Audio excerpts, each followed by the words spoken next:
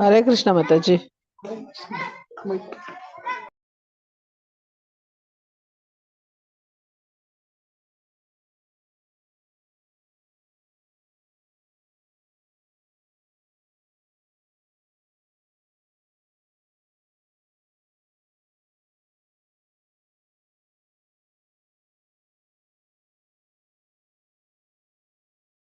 हरे कृष्णा हरे कृष्णा हरे कृष्ण माता जी। हरे कृष्णा हरे कृष्णा हरे कृष्णा माता जी।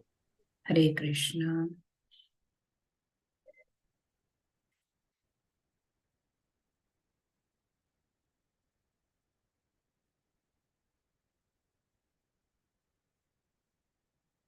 हरे कृष्णा। ओम नमो भगवते वासुदेवाय।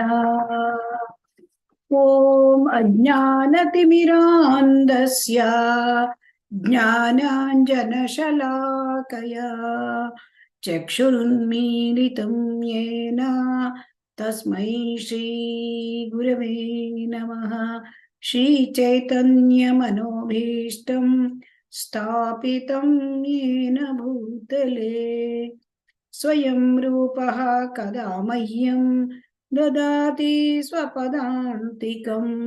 वन्देऽहं श्रीगुरोः श्रीयुतपदकमलं श्रीगुरून् वैष्णवांश्च श्रीरूपं साग्रजातं सहगणरघुनाथान्वितं तं सजीवं साद्वैतं सावधूतं परिजनसहितं कृष्णचैतन्यदेवं श्रीराधा कृष्णपादान् सहगणललिता विशाखान्वितांश्च। हे कृष्णा करुणा सिन्धो दीनबन्धो जगत्पते गोपेश गोपिका कान्ता राधाकान्ता नमोऽस्तुते। तप्तकाञ्चन गौराङ्गी राधे वृन्दावनेश्वरी वृषभानुसुते देवी प्रणमामि हरिप्रिये। वाञ्छाकल्पतरुभ्यश्च कृपा सिन्धुभ्य एव च पतितानां पावनेभ्यो वैष्णवेभ्यो नमो नमः। जय श्री कृष्ण चैतन्य प्रभु नित्यानंद श्री अद्वैत गदाधर श्रीवासादि गौरा भक्त वृंद। हरे कृष्ण कृष्ण कृष्ण हरे हरे हरे राम राम राम हरे हरे हरे कृष्ण कृष्ण कृष्ण हरे हरे हरे राम राम राम हरे हरे। श्री श्री राधा गोविंद की जय। श्री श्री गौरनिता की जय। श्रील प्रभुपाद की जय। हरे कृष्णा। जय जय श्री चैतन्य जय नित्यानंद जय अद्वैत चंद्र जय गौर भक्त वृंद। जय जय श्री चैतन्य जय नित्यानंद जय अद्वैत चंद्र जय गौर भक्त वृंद। जय जय श्री चैतन्य जय नित्यानंद जय अद्वैत चंद्र जय गौर भक्त वृंद। जय जय श्री चैतन्य जय नित्यानंद जय अद्वैत चंद्र जय गौर भक्त वृंद। हरे कृष्ण। ಎಲ್ಲರಿಗೂ ಸ್ವಾಗತ ಸುಸ್ವಾಗತ। ಶ್ರೀ ಚೈತನ್ಯ ಶಿಕ್ಷಾಮೃತ ಅಧ್ಯಾಯ 32 ಕೊನೆಯ ಭಾಗ. ಹರೇ ಕೃಷ್ಣ. ಎಲ್ಲರಿಗೂ ಸ್ವಾಗತ. ಶ್ರೀ ಇಸ್ಕಾನ್ ಮಂಗಳೂರು ಅವರು ಆಯೋಜಿಸಿರುವ ಶ್ರೀ ಚೈತನ್ಯ ಶಿಕ್ಷಾಮೃತ ತರಗತಿ. ಹರೇ ಕೃಷ್ಣ ಮಾತಾಜಿ. ಹರೇ ಕೃಷ್ಣ. ನಿನ್ನೆ ನಾವು ನೋಡಿದ್ದೇವೆ ಹರೇ ಕೃಷ್ಣ ಮೊಟ್ಟ ಮೊದಲು ಏನಾಯ್ತು, ರಾಮಾನಂದರಾಯರಿಗೆ ಶ್ರೀ ಚೈತನ್ಯ ಮಹಾಪ್ರಭುಗಳು ಸನ್ಯಾಸಿ ರೂಪದಲ್ಲಿ ಕಂಡಿದ್ದಾರೆ. ಆಮೇಲೆ ಅವರಿಗೆ ಗೋಪಾಲ ಬಾಲಕನಾಗಿ ಶ್ಯಾಮ ಸುಂದರನಾಗಿ ಕಂಡಿದ್ದಾರೆ. ಆಮೇಲೆ ಅದೇ ಹೊತ್ತಿನಲ್ಲಿ ಅವರು ಒಂದು ಸುವರ್ಣ ಪುತ್ಥಳಿಯ ಹಾಗೆ ಕಂಡಿದ್ದಾರೆ, ಬಂಗಾರದ ಬೊಂಬೆ. ಆಮೇಲೆ ಅವರಿಗೆ ಇದೆಲ್ಲ ಹೀಗೆ ಏಕೆ ಆಗ್ತಾ ಇದೆ, ನೀವು ನನಗೆ ಹೇಳಿ, ನೀವು ಈ ತರ ಎಲ್ಲ ಯಾಕೆ ನನಗೆ ಹೀಗೆ ಕಾಣ್ತಾ ಇದ್ದೀರಾ? ಅದಕ್ಕೆ ಚೈತನ್ಯ ಮಹಾಪ್ರಭುಗಳು ಹೇಳಿದರು, ಎಲ್ಲೆಲ್ಲೂ ನೀವು ಕೃಷ್ಣನನ್ನ ಕಾಣ್ತಾ ಇದ್ದೀರಿ, ಇದು ತುಂಬಾ ಮುಂದುವರಿದ ಭಕ್ತ ನೀನು, ಸೊ ಹಾಗಾಗಿ ನಿನ್ಗೆ ಎಲ್ಲಿ ನೋಡಿದ್ರು ಕೃಷ್ಣನೇ ಕಾಣ್ತಾ ಇದ್ದಾನೆ. ಅದಕ್ಕೆ ರಾಮಾನಂದರಾಯರು ಏನ್ ಹೇಳ್ತಾರೆ, ನೀವು ನಿಜವಾಗಿ ಏನಾಗಿದ್ದೀರೋ ಅದನ್ನು ಮರೆಮಾಚಬೇಡಿ ನನ್ನ ಹತ್ರ. ನೀವು ಶ್ರೀಮತಿ ರಾಧಾರಾಣಿಯಾಗೆ ನೀವು ಬಂಗಾರದ ಬಣ್ಣವನ್ನು ಅಳವಡಿಸ್ಕೊಂಡಿದ್ದೀರಿ, ನೀವು ರಾಧಾರಾಣಿ ದೃಷ್ಟಿಕೋನದಿಂದ ನೋಡ್ತಾ ಇದ್ದೀರಿ. ನೀವು ರಾಧಾರಾಣಿ ದೃಷ್ಟಿಕೋನದ ಮೂಲಕ ನಿಮ್ಮನ್ನು ನೀವು ಅರ್ಥ ಮಾಡ್ಕೊಳ್ಳಿಕ್ಕೆ ಪ್ರಯತ್ನ ಮಾಡ್ತಾ ಇದ್ದೀರಿ. ಸೊ ಹಾಗಾಗಿ ಇಲ್ಲಿ ನೀವು ಕೃಷ್ಣ ಪ್ರೇಮ ಕೊಡ್ತಾ ಇದ್ದೀರಿ ಎಲ್ಲರಿಗೂ. ನನ್ನನ್ನು ಉದ್ಧರಿಸ್ಲಿಕ್ಕೆ ನೀವು ಬಂದಿದ್ದೀರಿ, ನನಗೆ ನೀವು ಸರಿಯಾಗಿ ಹೇಳಿ, ನೀವು ಈ ರೀತಿ ನೀವು ನನ್ನನ್ನು ವಂಚಿಸಬೇಡಿ ಅಂತ ಕೇಳ್ತಾ ಇದ್ದಾಳೆ. ಈಗ ಇವತ್ತು ನೋಡೋಣ ಮುಂದೇನಾಗತ್ತೆ ಅಂತ. ಈ ಮಾತುಗಳನ್ನೆಲ್ಲ ಕೇಳಿ, ರಮಾನಂದರ ಮಾತನ್ನು ಕೇಳಿ ಚೈತನ್ಯ ಮಹಾಪ್ರಭುಗಳಿಗೆ ತುಂಬಾ ಸಂತೋಷ ಆಗಿದೆ, ತುಂಬಾ ಸಂತೋಷ ಆಗಿದೆ. ಇಲ್ಲಿ ನಾವು ಭಗವಾನ್ ಕೃಷ್ಣನನ್ನ ಸಂತೋಷ ಪಡಿಸೋದು ಅದು ನಮ್ಮ ಜೀವನದ ಉದ್ದೇಶ ಆಗಿರಬೇಕು ಅಲ್ವಾ? ಹರೇ ಕೃಷ್ಣ.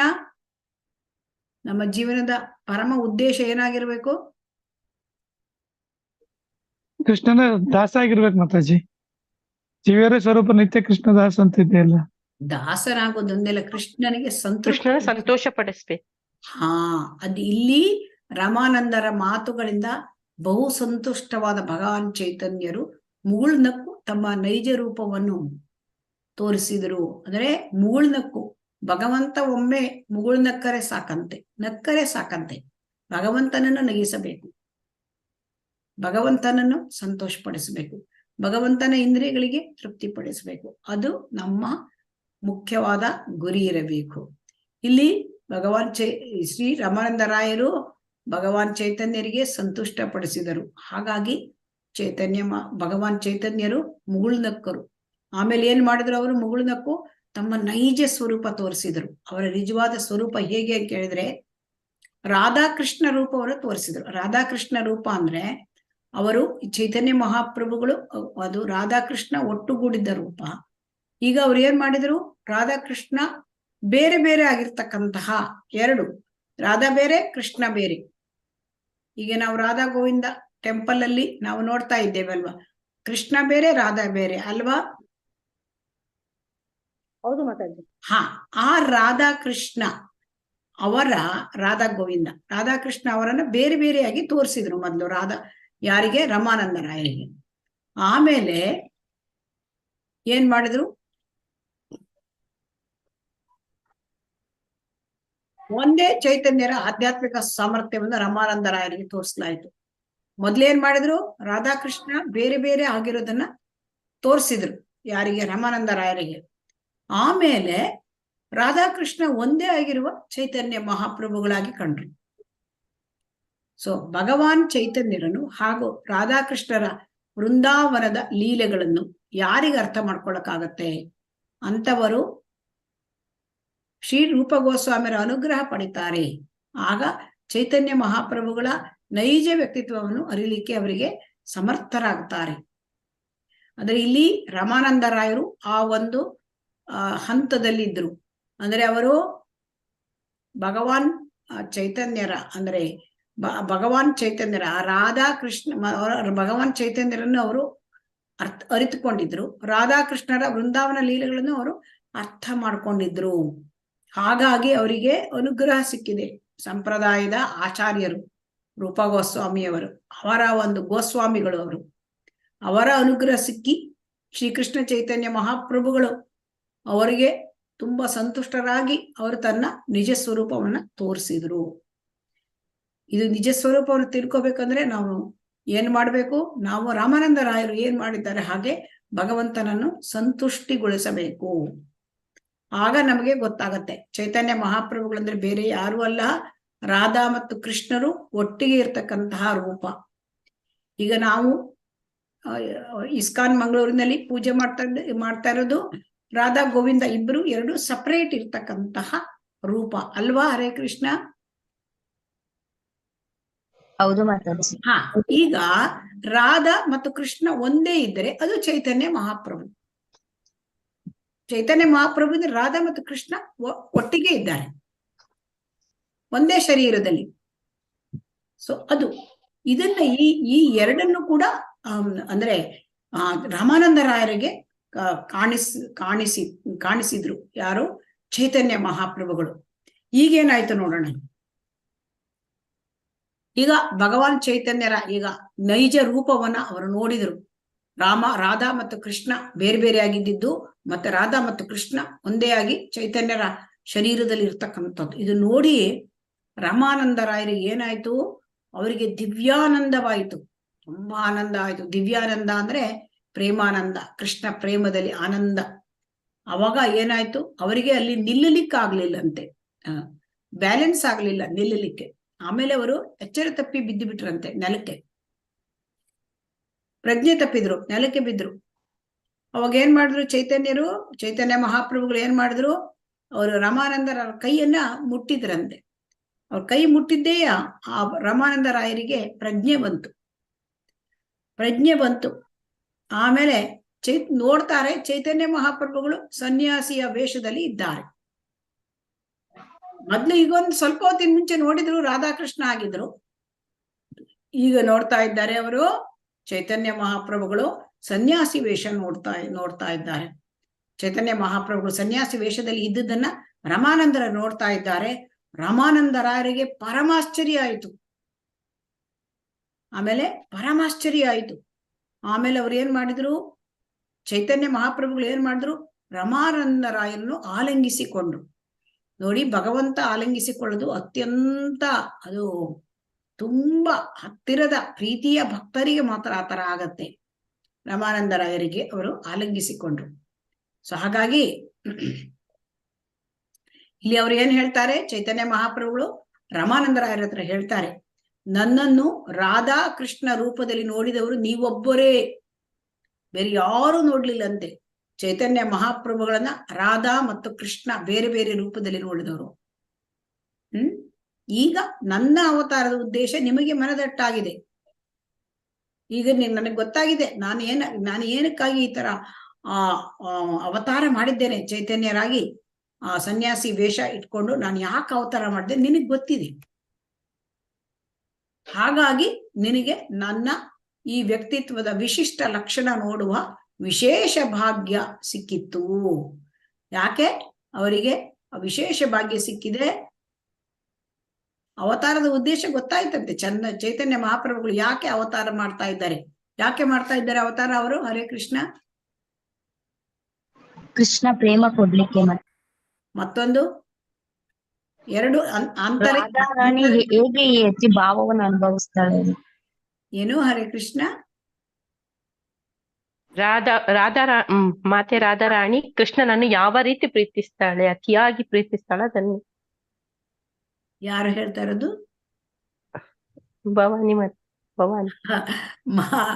ರಾಧಾರಾಣಿ ಹೇಗೆ ತನ್ನನ್ನು ಅಷ್ಟೊಂದು ಪ್ರೇಮ ಮಾಡ್ತಾಳೆ, ಅವಳ ಹೇಗೆ ಆ ರೀತಿಯ ಪ್ರೇಮವನ್ನು ಅನುಭವಿಸ್ತಾಳೆ, ಆ ರಾಧಾರಾಣಿಯ ಭಾವ ಏನು, ಅದನ್ನ ಸ್ವತಃ ಭಗವಂತನಿಗೆ ತಿಳ್ಕೊಳ್ಬೇಕಾಗಿತ್ತಂತೆ, ಕೃಷ್ಣನಿಗೆ.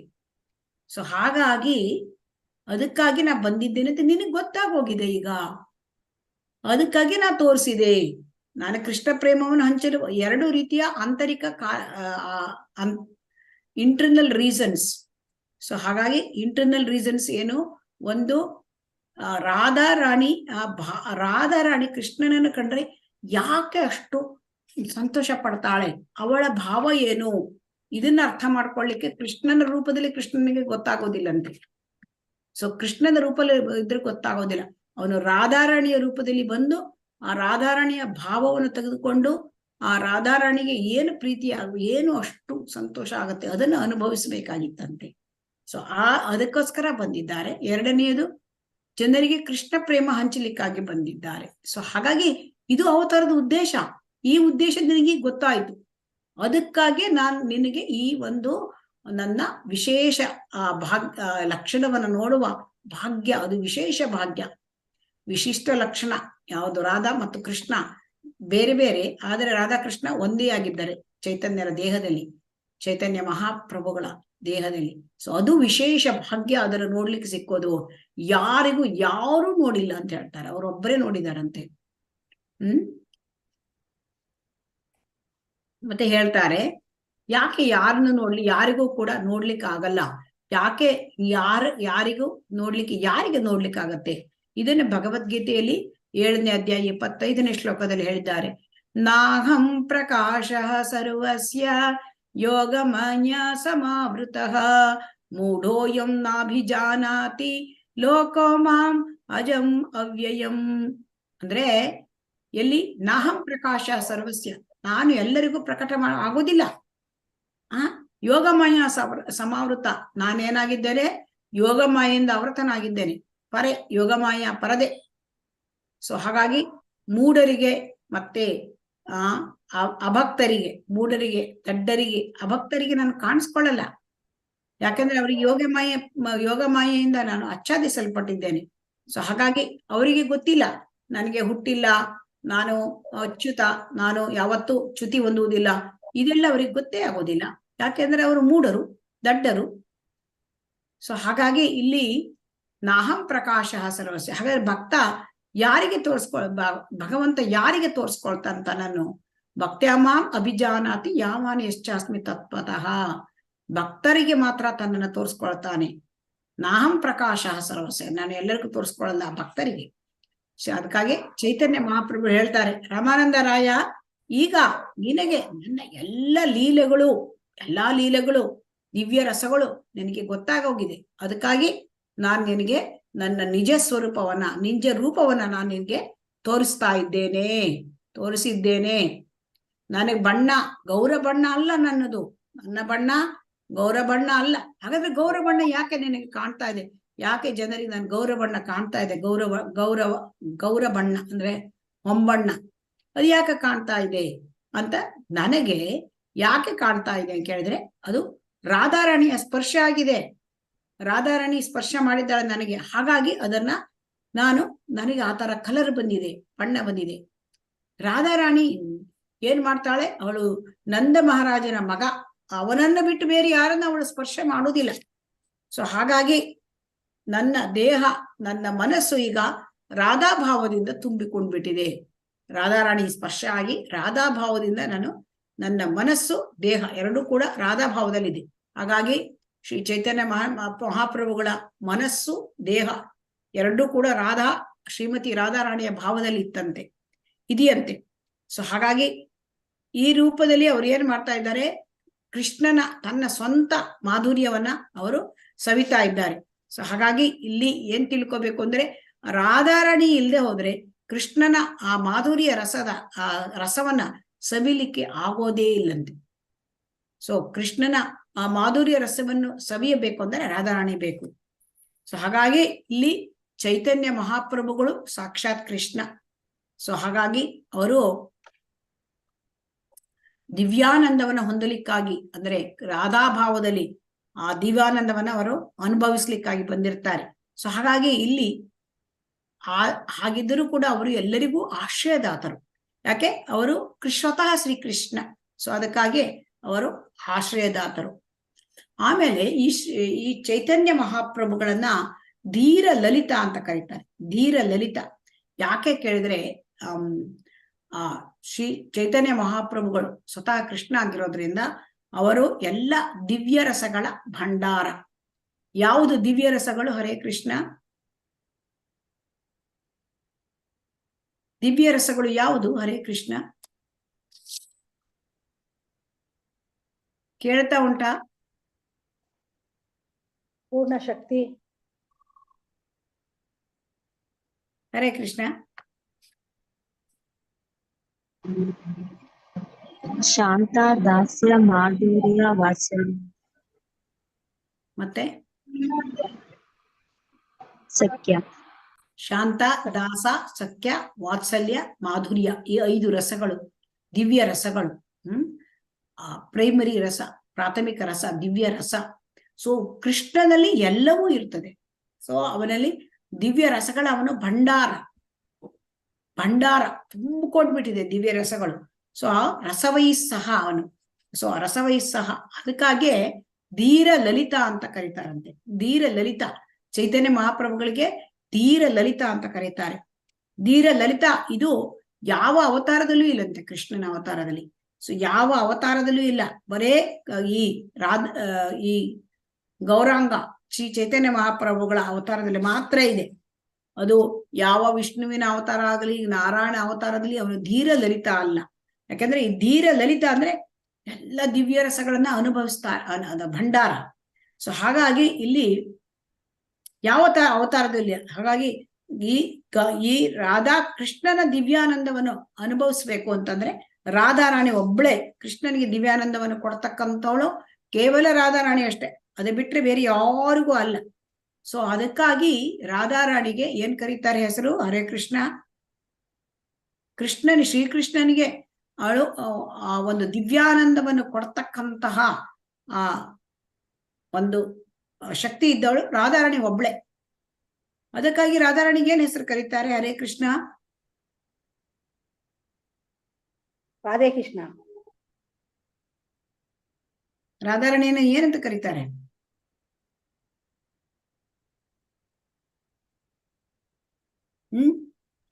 ರಾಧಿನಿ ಶಕ್ತಿ.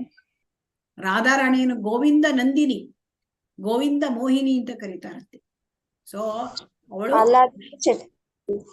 ನಾನು ಕೇಳ್ತಾ ಇದ್ದ ಹೆಸರು ಏನು ಅಂತ ಕೇಳಿದ್ದೇನೆ. ಅವಳು ಆಹ್ಲಾದಿನಿ ಶಕ್ತಿ. ಆದ್ರೆ ಅವಳಿಗೆ ಕೃಷ್ಣನನ್ನ ಅಂದ್ರೆ ಕೃಷ್ಣನಿಗೆ ದಿವ್ಯಾನಂದ ಕೊಡ್ತಕ್ಕಂಥವಳು ಅವಳೊಬ್ಳೆ. ಸೊ ಹಾಗಾಗಿ ಅವಳಿಗೆ ರಾಧಾರಾಣಿಗೆ ಗೋವಿಂದ ನಂದಿನಿ ಮತ್ತೆ ಅಥವಾ ಗೋವಿಂದ ಮೋಹಿನಿ ಅಂತಲೂ ಕರೀತಾರೆ. ಆಮೇಲೆ ರಾಧಾರಾಣಿಗೆ ಕೃಷ್ಣನನ್ನೇ ಅಷ್ಟು ಆನಂದ ದಿವ್ಯಾನಂದವನ್ನು ಕೊಡ್ತಾಳೆ. ಸೊ ಹಾಗಾಗಿ ಕೃಷ್ಣನನ್ನು ಆಕರ್ಷಿಸುತ್ತಾಳೆ ಅವಳು. ಆ ಕೃಷ್ಣನನ್ನು ಹೇಗೆ, ಕೃಷ್ಣ ಮದನನನ್ನು ಆಕರ್ಷಿಸ್ತಾನೆ, ಕೃಷ್ಣನನ್ನೇ ರಾಧಾರಾಣಿ ಆಕರ್ಷಿಸ್ತಾಳೆ. ಅದಕ್ಕೆ ಅವಳಿಗೆ ಮದನ ಮೋಹನ ಮೋಹಿನಿ ಅಂತ ಕರೀತಾರೆ. ಸೊ ಹಾಗಾಗಿ ಅವಳೊಬ್ಬಳೆ ಕೃಷ್ಣನ ಆ ಒಂದು ಮನಸ್ಸನ್ನು ಆಕರ್ಷಿಸಬಲ್ಲಳು. ಕೃಷ್ಣನಿಗೆ ದಿವ್ಯಾನಂದವನ್ನು ಕೊಡ್ತಕ್ಕಂಥವಳು ಅವಳೊಬ್ಬಳೆ. ಅದಕ್ಕೆ ಅವಳು ಗೋವಿಂದ ನಂದಿನಿ, ಗೋವಿಂದ ಮೋಹಿನಿ ಅಂತ ಕರೀತಾರೆ. ಸೊ ಹಾಗಾಗಿ ಇಲ್ಲಿ ಚೈತನ್ಯ ಮಹಾಪ್ರಭುಗಳು ಏನ್ ಹೇಳ್ತಾರೆ ರಾಮಾನಂದರಾಯರಿಗೆ, ನಿನಗೆ ನನ್ನ ಎಲ್ಲ ರಹಸ್ಯ ಚಟುವಟಿಕೆಗಳು ಯಾವುದು ಗೊತ್ತಿಲ್ಲ ಅಂತ ಇಲ್ಲವೇ ಇಲ್ಲ, ನಿನಗೆ ಎಲ್ಲ ಗೊತ್ತಾಗಿದೆ. ನಿನಗೆ ನೀನು ಮುಂದುವರಿದ ಭಕ್ತ, ವೆರಿ ವೆಲ್ ಅಡ್ವಾನ್ಸ್ಡ್ ಡಿವೋಟಿ. ಹಾಗಾಗಿ ನಿನಗೆ ಯಾಕೆ ಹೀಗೆ ಗೊತ್ತಾಗುತ್ತೆ? ನನ್ನ ಮೇಲಿನ ಪ್ರೇಮ. ಸೊ ಕೃಷ್ಣನ ಮೇಲಿನ ಪ್ರೇಮ ಇದ್ದರೆ ಚೈತನ್ಯ ಮಹಾಪ್ರಭುಗಳ ಎಲ್ಲ ಚಟುವಟಿಕೆಗಳು, ಎಲ್ಲ ಒಂದು ರಹಸ್ಯ ಚಟುವಟಿಕೆ ಎಲ್ಲ ಅರ್ಥ ಆಗುತ್ತದೆ. ಸೊ ಹಾಗಾಗಿ ಅವ್ರು ಏನ್ ಹೇಳ್ತಾರೆ, ಕೃಷ್ಣ ಅಂದ್ರೆ ಈ ಎಲ್ಲ, ಇನ್ನೊಂದ್ ಸ್ವಲ್ಪ ನೋಡ್ಬೇಕಿಲ್ಲಿ. ಸೊ ಕೃಷ್ಣ ಹಾಗೂ ಭಗವಾನ್ ಚೈತನ್ಯ ಇಬ್ಬರು ದೇವೋತ್ತಮ ಪುರುಷರು, ಇಬ್ಬರು ಮೂಲ ದೇವೋತ್ತಮ ಪುರುಷರು. ಕೃಷ್ಣನು ದೇವೋತ್ತಮ ಪರಮ ಪುರುಷ, ಚೈತನ್ಯರು ಅಷ್ಟೇ, ಶ್ರೀ ಚೈತನ್ಯರು. ಸೊ ಚೈತನ್ಯರಿಂದ ಕೃಷ್ಣನನ್ನು ಬೇರ್ಪಡಿಸಿ ನೋಡಬಾರದು. ಚೈತನ್ಯ ಮಹಾಪ್ರಭುಗಳು ಒಂದೇ, ಶ್ರೀಕೃಷ್ಣನು ಒಂದೇ. ಇಲ್ಲಿ ಇನ್ನೊಂದು ತಿಳ್ಕೊಬೇಕು ನಮ್ಗೆ, ಶ್ರೀಕೃಷ್ಣ ರೂಪದಲ್ಲಿ ಅವನು ಪರಮ ಭೋಕ್ತಾರ, ಸುಪ್ರೀಂ ಎಂಜಾಯರ್. ಪರಮ ಭೋಕ್ತಾರ ಅಂದ್ರೆ ಏನು? Supreme enjoyer. ಆದ್ರೆ ಚೈತನ್ಯರಾಗಿ ಅವನು ಪರಮ ಭೋಕ್ತೃ, ಎಂಜಾಯ್ ಮಾಡಲ್ಪಡುವವನು. ಇದು ಹೇಗೆ? ಹರೇ ಕೃಷ್ಣ. ಅದೇ ಸೇಮ್ ಕೃಷ್ಣ, ಅವನು ಪರಮ ಭಕ್ತ, ಸುಪ್ರೀಂ ಎಂಜಾಯರ್. ಆದರೆ ಚೈತನ್ಯ ಮಹಾಪ್ರಭುಗಳಾಗಿ ಅವನು ಪರಮ ಭೋಕ್ತೃ ಅಂದ್ರೆ ಎಂಜಾಯ್ ಮಾಡಲ್ಪಡುವವನು. ಇದು ಹೇಗೆ? ರಾಧೆಯ ಮೂಡಲ್ಲಿ ಬಂದಿರ್ತಾರಲ್ಲ ಮಾತಾಜಿ. ರಾಧೆಯ ಮೂಡಲ್ಲಿ ಬಂದಿರೋದ್ರಿಂದ ಅವರು ಭೋಕ್ತೃ ಆಗ್ತಾರೆ. ಅಂದ್ರೆ ಅವರು ಈಗ ಕೃಷ್ಣನೊಬ್ಬನೇ ಪುರುಷ, ಬೇರೆ ಎಲ್ಲರೂ ಸ್ತ್ರೀ ಅಂದ್ರೆ ಪ್ರಕೃತಿ. ಸೊ ಕೃಷ್ಣನೊಬ್ಬನೇ ಪುರುಷ. ಸೊ ಹಾಗಾಗಿ ಅವರು ಭೋಕ್ತೃವಿನ ರೂಪದಲ್ಲಿ ಬಂದಿದ್ದಾರೆ. ಸೊ ಹಾಗಾಗಿ ಅಂದ್ರೆ ರಾಧೆಯ ಆ ಭಾವದಲ್ಲಿ ಬಂದಿದ್ದಾನೆ ಕೃಷ್ಣ. ಸೊ ಹಾಗಾಗಿ ಅವನು ಭೋಕ್ತೃ. ಆದ್ರೆ ಕೃಷ್ಣ ಅವನು ಭೋಕ್ತಾರ, ಚೈತನ್ಯ ಮಹಾಪ್ರಭು ಪರಮ ಭೋಕ್ತೃ. ಸೊ ಹಾಗೆ ಕೃಷ್ಣನಿಗಿಂತ ಹೆಚ್ಚು ಪರಮೋತ್ಕೃಷ್ಟನಾಗಿ ಮನಮೋಹಕನಾಗಿ ನಾದವನು ಇರುವುದು ಶಕ್ಯವೇ ಇಲ್ಲ. ಆದ್ದರಿಂದ ಇದನ್ನ ಶ್ರೀಕೃಷ್ಣನಲ್ಲದೆ ಬೇರೆ ಯಾರು ಭಕ್ತಿಯ ಪರಮ ಸಾಕಾರ ಮೂರ್ತಿಯಾದ ರಾಧಾರಾಣಿಯೊಡನೆ ನಲಿಯಲಾರರು. ರಾಧಾರಾಣಿ ಯಾರ ಜೊತೆಗೂ ನಲಿಯುವುದಿಲ್ಲ, ಓನ್ಲಿ ಕೃಷ್ಣನ್ ಜೊತೆ ನಲಿತಾಳೆ. ಅವ್ರು ಹೇಳಿದ್ದಾರೆ, ನನಗೆ ನಂದ ಮಹಾರಾಜರ ಮಗ ಕೃಷ್ಣನನ್ನ ಮಾತ್ರ ಅವಳು ಸ್ಪರ್ಶಿಸ್ತಾಳೆ, ಬೇರೆ ಯಾರನ್ನು ಸ್ಪರ್ಶಿಸುವುದಿಲ್ಲ, ಯಾರ ಜೊತೆಗೂ ಕೂಡ ಅವಳು ನಲಿಯುವುದಿಲ್ಲ. ಹಾಗಾಗಿ ಶ್ರೀಕೃಷ್ಣನೊಬ್ಬನ ಹೊರತಾಗಿ ಬೇರೆ ಎಲ್ಲ ವಿಷ್ಣು ರೂಪಗಳು ಈ ಶಕ್ತಿಯನ್ನ ಪಡ್ಕೊಂಡಿಲ್ಲ. ರಾಧಾರಾಣಿಯನ್ನು ನಲಿಸುವಂತ ಶಕ್ತಿ ಯಾರಿಗೂ ಇಲ್ಲ, ಶ್ರೀಕೃಷ್ಣನಿಗೆ ಮಾತ್ರ. ಸೊ ಅದರಿಂದ ಚೈತನ್ಯ ಚರಿತಾಮೃತದಲ್ಲಿ ಗೋವಿಂದನನ್ನು ವರ್ಣಿಸುವಾಗ ಈ ಬಗೆಗಿನ ವಿವರಗಳು ಬರುತ್ತವೆ. ಶ್ರೀಕೃಷ್ಣನಲ್ಲಿ ಆಧ್ಯಾತ್ಮಿಕ ಆಹ್ಲಾದವನ್ನು ತುಂಬಬಲ್ಲವಳು ರಾಧಾರಾಣಿ ಒಬ್ಬಳೆ, ದಿವ್ಯಾನಂದವನ್ನು ಕೊಡ್ತಕ್ಕಂಥವಳು ಅವಳು ಒಬ್ಬಳೆ, ಹೀಗೆಂದು ಚೈತನ್ಯ ಚರಿತಾಮೃತದಲ್ಲಿ ಹೇಳಿದೆ. ಹಾಗಾಗಿ ಅವಳು ರಾಧಾರಾಣಿ ಅಂದ್ರೆ ಗೋವಿಂದನೆಂದು ಖ್ಯಾತನಾದ ದೇವೋತ್ತಮ ಪರಮಪುರುಷ ಶ್ರೀಕೃಷ್ಣನಲ್ಲಿ ಪ್ರೇಮ ಇಟ್ಟುಕೊಂಡಿರ್ತಕ್ಕಂಥವಳು ಪ್ರಧಾನ ಗೋಪಿ. ಸೊ ಹಾಗಾಗಿ ನೀವು ನಾನೇನು ನಿಮ್ಮಿಂದ ಮುಚ್ಚಿಡ್ಬೇಕಾಗ್ಲಿಲ್ಲ ಅಂತ ಹೇಳ್ತಾರೆ ಚೈತನ್ಯ ಮಹಾಪ್ರಭುಗಳು. ನಾನೇನು ನಿಮಗೆ ಮುಚ್ಚಿಡ್ಲಿಲ್ಲ, ಈ ವಿಚಾರದಲ್ಲಿ ನೀವು ಸಂದೇಹ ಪಡಬೇಡಿ. ನೋಡಿ, ಸಾಕ್ಷಾತ್ ಭಗವಂತ ಹೇಳ್ತಾ ಇದ್ದಾರೆ ರಮಾನಂದರಾಯರ ಹತ್ರ, ನಾನೇನು ನಿಮಗೆ ಮುಚ್ಚಿಡ್ಲಿಲ್ಲ, ನಿಮ್ಗೇನು ಸಂದೇಹ ಬೇಡ, ನಿಮ್ಗೆಲ್ಲ ಗೊತ್ತಾಗೋಗಿದೆ, ನೀವೆಲ್ಲ ನನ್ನ ರಹಸ್ಯಗಳನ್ನ ನೀವು ತಿಳ್ಕೊಂಡಿದ್ದೀರಿ. ಹಾಗೆ ನೀವು ಭಕ್ತರು, ನೀವು ನುರಿತ ಭಕ್ತರು, ಅಡ್ವಾನ್ಸ್ಡ್ ಡಿವೋಟಿ. ಸೊ ಹಾಗಾಗಿ ನೋಡಿ, ಭಕ್ತರಿಗೆ ಮಾತ್ರ, ಅದು ಶುದ್ಧ ಭಕ್ತರಿಗೆ ಮಾತ್ರ ಭಗವಂತನ ಎಲ್ಲ ರಹಸ್ಯಗಳು ತಿಳಿಯುತ್ತದೆ. ಸೊ ಇದನ್ನ ನಾವು ಅರ್ಥ ಮಾಡ್ಕೊಳ್ಬೇಕು. ನಮಗೆ ಯಾಕೆ ಭಗವಂತನ ರಹಸ್ಯ ಅರ್ಥ ಆಗೋದಿಲ್ಲ? ಹರೇ ಕೃಷ್ಣ, ನಮಗೆ ಯಾಕೆ ಭಗವಂತನ ರಹಸ್ಯ ಅರ್ಥ ಆಗೋದಿಲ್ಲ? ನಾವು ಭಕ್ತರಲ್ಲ, ನಾವು ಐಹಿಕದ ಇದ್ರಲ್ಲಿ ಇದೀವಿ ಮಾತಾಜಿ. ನಾವು ನಮ್ಮ ಶುದ್ಧ ಇಂದ್ರಿಯಗಳು ಭಕ್ತರಲ್ಲ. ಅಪರಿಪೂರ್ಣ ಮಾತಾಜಿ. ನಾವು 3 ಗುಣಗಳಲ್ಲಿ ಇದ್ದೇವೆ ಮಾತಾಜಿ. ನಾವಿನ್ನು ಭಕ್ತರಾಗಲೇ ಇಲ್ಲ, ನಾವು ಭಕ್ತಿ ಮಾರ್ಗಕ್ಕೆ ಅಷ್ಟೇ ಬಂದಿದ್ದೇವೆ ಅಷ್ಟೇ. ಸೊ ಹಾಗಾಗಿ ಇಲ್ಲಿ ಏನು ಶುದ್ಧ ಭಕ್ತರಿಗೆ ಮಾತ್ರ ಅದು ತಿಳಿಯುತ್ತೆ. 3 ಗುಣಗಳನ್ನು ಮೀರಿ ಭಕ್ತಿ ಸೇವೆಯಲ್ಲಿ ನಿಂತವರಿಗೆ, ಬರೇ 3 ಗುಣಗಳನ್ನ ಮೀರಿದ್ರೆ ಉಪಯೋಗ ಇಲ್ಲ, 3 ಗುಣಗಳನ್ನ ಮೀರಿ ಭಕ್ತಿ ಸೇವೆಯಲ್ಲಿ ನಿರತನಾಗಬೇಕು. ಆಗ ಅದರಲ್ಲಿ ಮತ್ತೆ ಮುಂದುವರಿಯಬೇಕು. ಸೊ ಆವಾಗ ಕೃಷ್ಣನ ಎಲ್ಲ ಚೈತನ್ಯ ಮಹಾಪ್ರಭುಗಳ ರಹಸ್ಯ, ಎಲ್ಲ ಕೃಷ್ಣನ ರಹಸ್ಯ ಎಲ್ಲ ಗೊತ್ತಾಗತ್ತೆ. ಈಗ ಅವ್ರು ಏನ್ ಹೇಳ್ತಾರೆ ನೋಡಿ, ಇಲ್ಲಿ ನೀವು ಎಲ್ಲದನ್ನು, ಇಲ್ಲಿ ಏನೇನು ನಡೆತು, ಈ ಇಲ್ಲಿ ಏನೇನು ನಡೆತು, ನನ್ನ ನಿಜ ರೂಪ ನೀವು ನೋಡಿದ್ದೀರಿ, ಇದನ್ನ ನೀವು ಗೋಪ್ಯವಾಗಿ ಇಡಬೇಕು, keep it as A secret ಹೇಳ್ತಾರೆ. ಯಾಕೆ ನೀವು ಜನರಿಗೆಲ್ಲ ಹೇಳ್ತಾ ಹೋಗ್ಬೇಡಿ, ಹೀಗೆ ಚೈತನ್ಯ ಮಹಾಪ್ರಭುಗಳನ್ನ ನಾನು ನೋಡಿದ್ದೇನೆ, ಅವ್ರು ರಾಧಾಕೃಷ್ಣ ಅಂತ ಹೇಳ್ಬೇಡಿ, ಗೋಪ್ಯವಾಗಿಡಿ, ಸೀಕ್ರೆಟ್ ಆಗಿಡಿ ಹೇಳ್ತಾರೆ. ಯಾಕೆ ಹೇಳ್ತಾರೆ? ಈ ಸಂಗತಿ ಜನಕ್ಕೆ ತಿಳಿದಿದ್ದೇ ಆದ್ರೆ ಎಲ್ಲರೂ ನನ್ನನ್ನು ಹುಚ್ಚನೆಂದು ಕರೆಯುತ್ತಾರೆ. ನೋಡಿ, ಭಗವಂತ ಹೇಳ್ತಾ ಇದ್ದಾನೆ. ಸೊ ನಾನು ಈವರೆಗೆ ನಿಮ್ಮಲ್ಲಿ ನಿವೇದಿಸಿದ ವಿಚಾರಗಳನ್ನು ಪ್ರಾಪಂಚಿಕವಾದ ಜನರು ಅರ್ಥ ಮಾಡ್ಕೊಳ್ಳೋದಿಲ್ಲ.